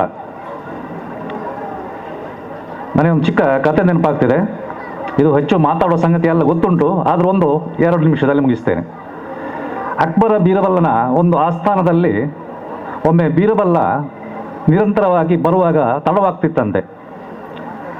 ಅಕ್ಬರ ಕೇಳ್ತಾನೆ, ಯಾಕೆ ಲೇಟ್ ಆಗ್ತದೆ? ಇಲ್ಲ, ಅದು ಮನೆಯಲ್ಲಿ ಮಗು ಇದೆ, ಅದಕ್ಕೆ ಸುಧಾರಿಸ್ಕೊಂಡು ಬರಲಿಕ್ಕೆ ಕಷ್ಟ ಆಗ್ತದೆ, ಹಠ ಮಾಡ್ತಾನೆ. ಅರೆ, ಮಕ್ಕಳು ಹಠ ಮಾಡಿದ್ರೆ ಎಂತ ಅಂಥ ದೊಡ್ಡ ಕಷ್ಟ ಉಂಟು, ಅಷ್ಟಕ್ಕೆ ಲೇಟ್ ಆಗೋದು ಯಾಕೆ ಅಂತ. ಆಗ ಬೀರಬಲ್ಲ ಹೇಳಿದಂತೆ, ನಾನೀಗ ಮಗುವಾಗ್ತೇನೆ, ನೀವು ನನ್ನ ಅಪ್ಪನಾಗಿ ನೀವು ಅದಕ್ಕೆ ಅನುಭವ ನಿಮಗೆ ಸಿಗುತ್ತದೆ ಅಂತ ಹೇಳಿದರಂತೆ. ಹಾಗೆ ಸರಿ ಆಯಿತು ಅಂತ ಹೇಳಿದಂತೆ ಅಕ್ಬರ. ಆಗ ಬೀರಬಲ್ಲ ಹೇಳ್ತಾನಂತೆ, ನನಗೆ ಈಗ ಮಗು, ನನಗೆ ಕಬ್ಬು ಬೇಕು ಅಂತ. ಸರಿ, ಏನಾಯಿತು? ಒಂದು ಕೋಲು ಕಬ್ಬು ತಂದು ಕೊಟ್ಟಂತೆ. ನನಗೆ ಇದನ್ನು ತುಂಡು ಮಾಡಿಕೊಡಿ ಅಂತ ಹೇಳಿದಂತೆ. ಅದಕ್ಕೆ ಅವನು, ಅಷ್ಟೇನಾ, 2 ತುಂಡು ಮಾಡ್ತಾನೆ ಕೊಡ್ತಾನೆ. ಇಲ್ಲ, ನನಗೆ ಇದನ್ನು ಒಂದು ಮಾಡಿಕೊಡಿ ಅಂತ ಹೇಳ್ತಾನೆ. ಆಗ ಬೇಡ ಇನ್ನೊಂದು ಉದ್ದದ ತಂದು ಕೊಡ್ತಾನಂತೆ. ಇಲ್ಲ ಇಲ್ಲ ನನಗೆ ಅದೇ ತುಂಡನ್ನು ನೀವು ಇಡಿ ಮಾಡಿ ಕೊಡಬೇಕು ಅಂತ ಹಠ ಹಿಡಿತಾನಂತೆ. ಇಲ್ಲ ನನಗೆ ಅದೇ ಬೇಕು, ಅದೇ ಉದ್ದ ಮಾಡಿಕೊಡಿ, ಇಡಿ ಮಾಡಿಕೊಡಿ ಅಂತ ಎಷ್ಟು ಕೇಳಿದ್ರು ಹೇಳೋದಿಲ್ಲ. ಆಗ ಅಕ್ಬರನಿಗೆ ಗೊತ್ತಾಯ್ತಂತೆ ಮಕ್ಕಳು ಇಂತಹ ಮಕ್ಕಳ ಚೇಷ್ಟೆ ಅಷ್ಟು ಸುಲಭ ಅಲ್ಲ ಮತ್ತು ತುಂಬ ಕಷ್ಟಕರ ಕೆಲಸ ಅಂತ ಅವನಿಗೆ ಆಗ ಅನುಭವ ಆಯ್ತಂತೆ. ಹಾಗೆ ನಮ್ಮ ಈ ಮಕ್ಕಳು ಕೂಡ ಈ ಮಂದಿರದಲ್ಲಿ ಮಾಡುವಂತಹ ಚೇಷ್ಟೆಗಳನ್ನು ಸುಧಾರಿಸಿಕೊಂಡು ಹೋಗಿ ಅವರಿಗೆ ಕಲಿಸುವುದು ಕೂಡ ಅಷ್ಟೇ ಒಂದು ಕ್ಲಿಷ್ಟಕರ ಸಂಗತಿ. ಮುಂದಿನ ಭವಿಷ್ಯದಲ್ಲಿ ಈ ಮಕ್ಕಳು ಒಳ್ಳೆಯ ಸಂಸ್ಕಾರ ಸಿಕ್ಕಿದರೆ ಅತ್ಯಂತ ಉನ್ನತ ಪದವಿಗಳನ್ನು ಪಡೆಯುವಂತಹ ಮಕ್ಕಳು ಕೂಡ ಇಲ್ಲಿ ಇದ್ದಾರೆ. ಎಲ್ಲದಕ್ಕೂ ಕೂಡ ಮೊದಲನೇದಾಗಿ ಚಿಕ್ಕ ಸಸಿಗೆ ಗೊಬ್ಬರ ಹಾಕಿದಂತೆ ಮಕ್ಕಳಿಗೆ ಏನು ಕಲಿಸುತ್ತಾರೆ ಅದು ಮುಖ್ಯವಾಗುತ್ತೆ. ಹೊಸ ಪುಸ್ತಕದಲ್ಲಿ ಬರೆಯಲಿಕ್ಕೆ ತುಂಬಿಸಲಿಕ್ಕೆ ತುಂಬ ಸುಲಭ, ಯಾಕೆಂದರೆ ಅದರಲ್ಲಿ ಖಾಲಿ ಹಾಳೆಗಿರುತ್ತದೆ. ಅದೇ ಮಕ್ಕಳ ಮನಸ್ಥಿತಿ ಕೂಡ ಖಾಲಿ ಹಾಳೆಗಳಂತೆ ನಮಗೆ ಬೇಕಾದಂತಹ ವಿಷಯಗಳನ್ನು ಅದಕ್ಕೆ ತುಂಬಿಸುವುದು ತುಂಬ ಸುಲಭ. ಆದರೆ ಒಮ್ಮೆ ಬರೆದಂತಹ ಪುಸ್ತಕದಲ್ಲಿ ಅದನ್ನು ಉಜ್ಜಿ ಪುನಃ ಬರೆಯುವುದು ತುಂಬ ಕಷ್ಟ. ಹಾಗೆ ಮಕ್ಕಳ ಮನಸ್ಸು ಕೂಡ ಒಮ್ಮೆ ಆ ಮನಸ್ಸಿನಲ್ಲಿ ತುಂಬಿದರೆ ಅದನ್ನು ಒರೆಸಿ ಸರಿಪಡಿಸುವುದು ತುಂಬ ಕಷ್ಟ. ಆದ ಕಾರಣ ನಾವು ಬರೆಯುವಾಗಲೇ ಒಳ್ಳೆಯ ಅಕ್ಷರಗಳನ್ನು ಪದಗಳನ್ನು ಆ ಪುಸ್ತಕದಲ್ಲಿ ತುಂಬಿಸಿದರೆ ಆ ಪುಸ್ತಕ ಒಂದು ಮೌಲ್ಯಯುತವಾಗಿರುತ್ತದೆ. ಹಾಗೆ ಮಕ್ಕಳ ಭವಿಷ್ಯ ಕೂಡ ಚಿಕ್ಕ ಮಕ್ಕಳಿಗೆ ಕಲಿಸುವಾಗ ಮುಂದೆ ಒಳ್ಳೆಯ ಮಾನವನಾಗಬೇಕು, ಮನುಷ್ಯನಾಗಬೇಕು ಎಂಬ ಒಂದು ದಿಸೆಯಲ್ಲಿ ಉನ್ನತ ಸಂಸ್ಕಾರಗಳನ್ನು, ಹಿಂದೂ ಧಾರ್ಮಿಕ ವಿಧಿವಿಧಾನಗಳನ್ನು ಕಲಿಸುತ್ತಾ ಹೋದಾಗ ಆ ಮಗು ಕೂಡ ಮುಂದಕ್ಕೆ ಒಳ್ಳೆಯ ಪ್ರಜೆಯಾಗುವುದರಲ್ಲಿ ಯಾವುದೇ ಸಂಶಯವಿಲ್ಲ. ಅಂತಹ ಕೆಲಸಗಳನ್ನು ನಮ್ಮ ಈ ಕೇಶವ ಶಿಶು ಮಂದಿರ ಮಾಡ್ತಾ ಇದೆ. ಇದು ಇನ್ನು ಮುಂದಕ್ಕೂ ಕೂಡ ಒಳ್ಳೆಯ ಕೆಲಸಗಳನ್ನು ಮಾಡುತ್ತಾ ಆಸರಣರು ಹೇಳಿದಂತೆ ಪ್ರತಿ ಊರಿನಲ್ಲಿ ಕೂಡ ಇಂತಹ ಸಂಸ್ಥೆಗಳು ಬೆಳೆಯಲಿ. ತನ್ಮುಖೇನ ಮಕ್ಕಳಲ್ಲಿ ಧರ್ಮ ಜಾಗೃತವಾಗಿ ಸಂಸ್ಕಾರಗಳು ಬೆಳೆಯಲಿ.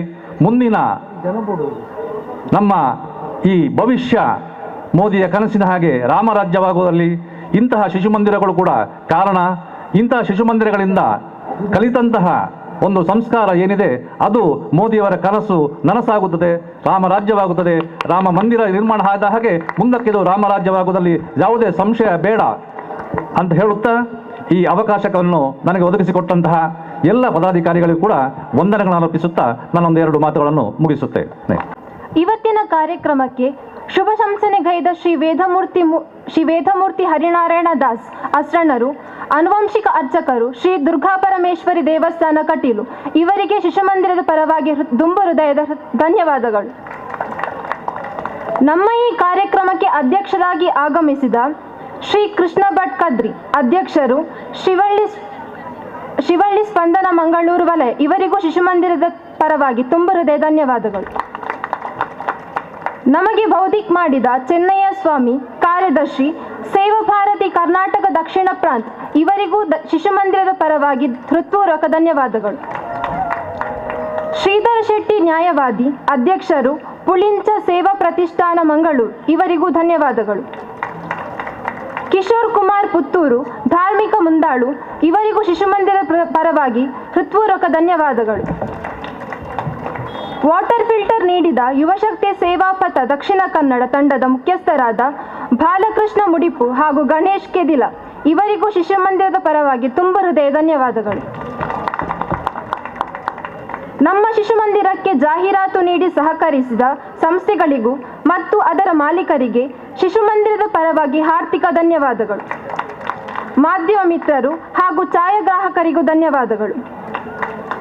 ಇವತ್ತಿನ ಕಾರ್ಯಕ್ರಮಕ್ಕೆ ಉತ್ತಮ ರೀತಿಯ ಸೌಂಡ್ ಸಿಸ್ಟಮ್ ನೀಡಿದ ಚುಮ್ಮಿ ಎಲೆಕ್ಟ್ರಿಕಲ್ಸ್ ಇವರಿಗೂ ಶಿಶುಮಂದಿರದ ಪರವಾಗಿ ಧನ್ಯವಾದಗಳು.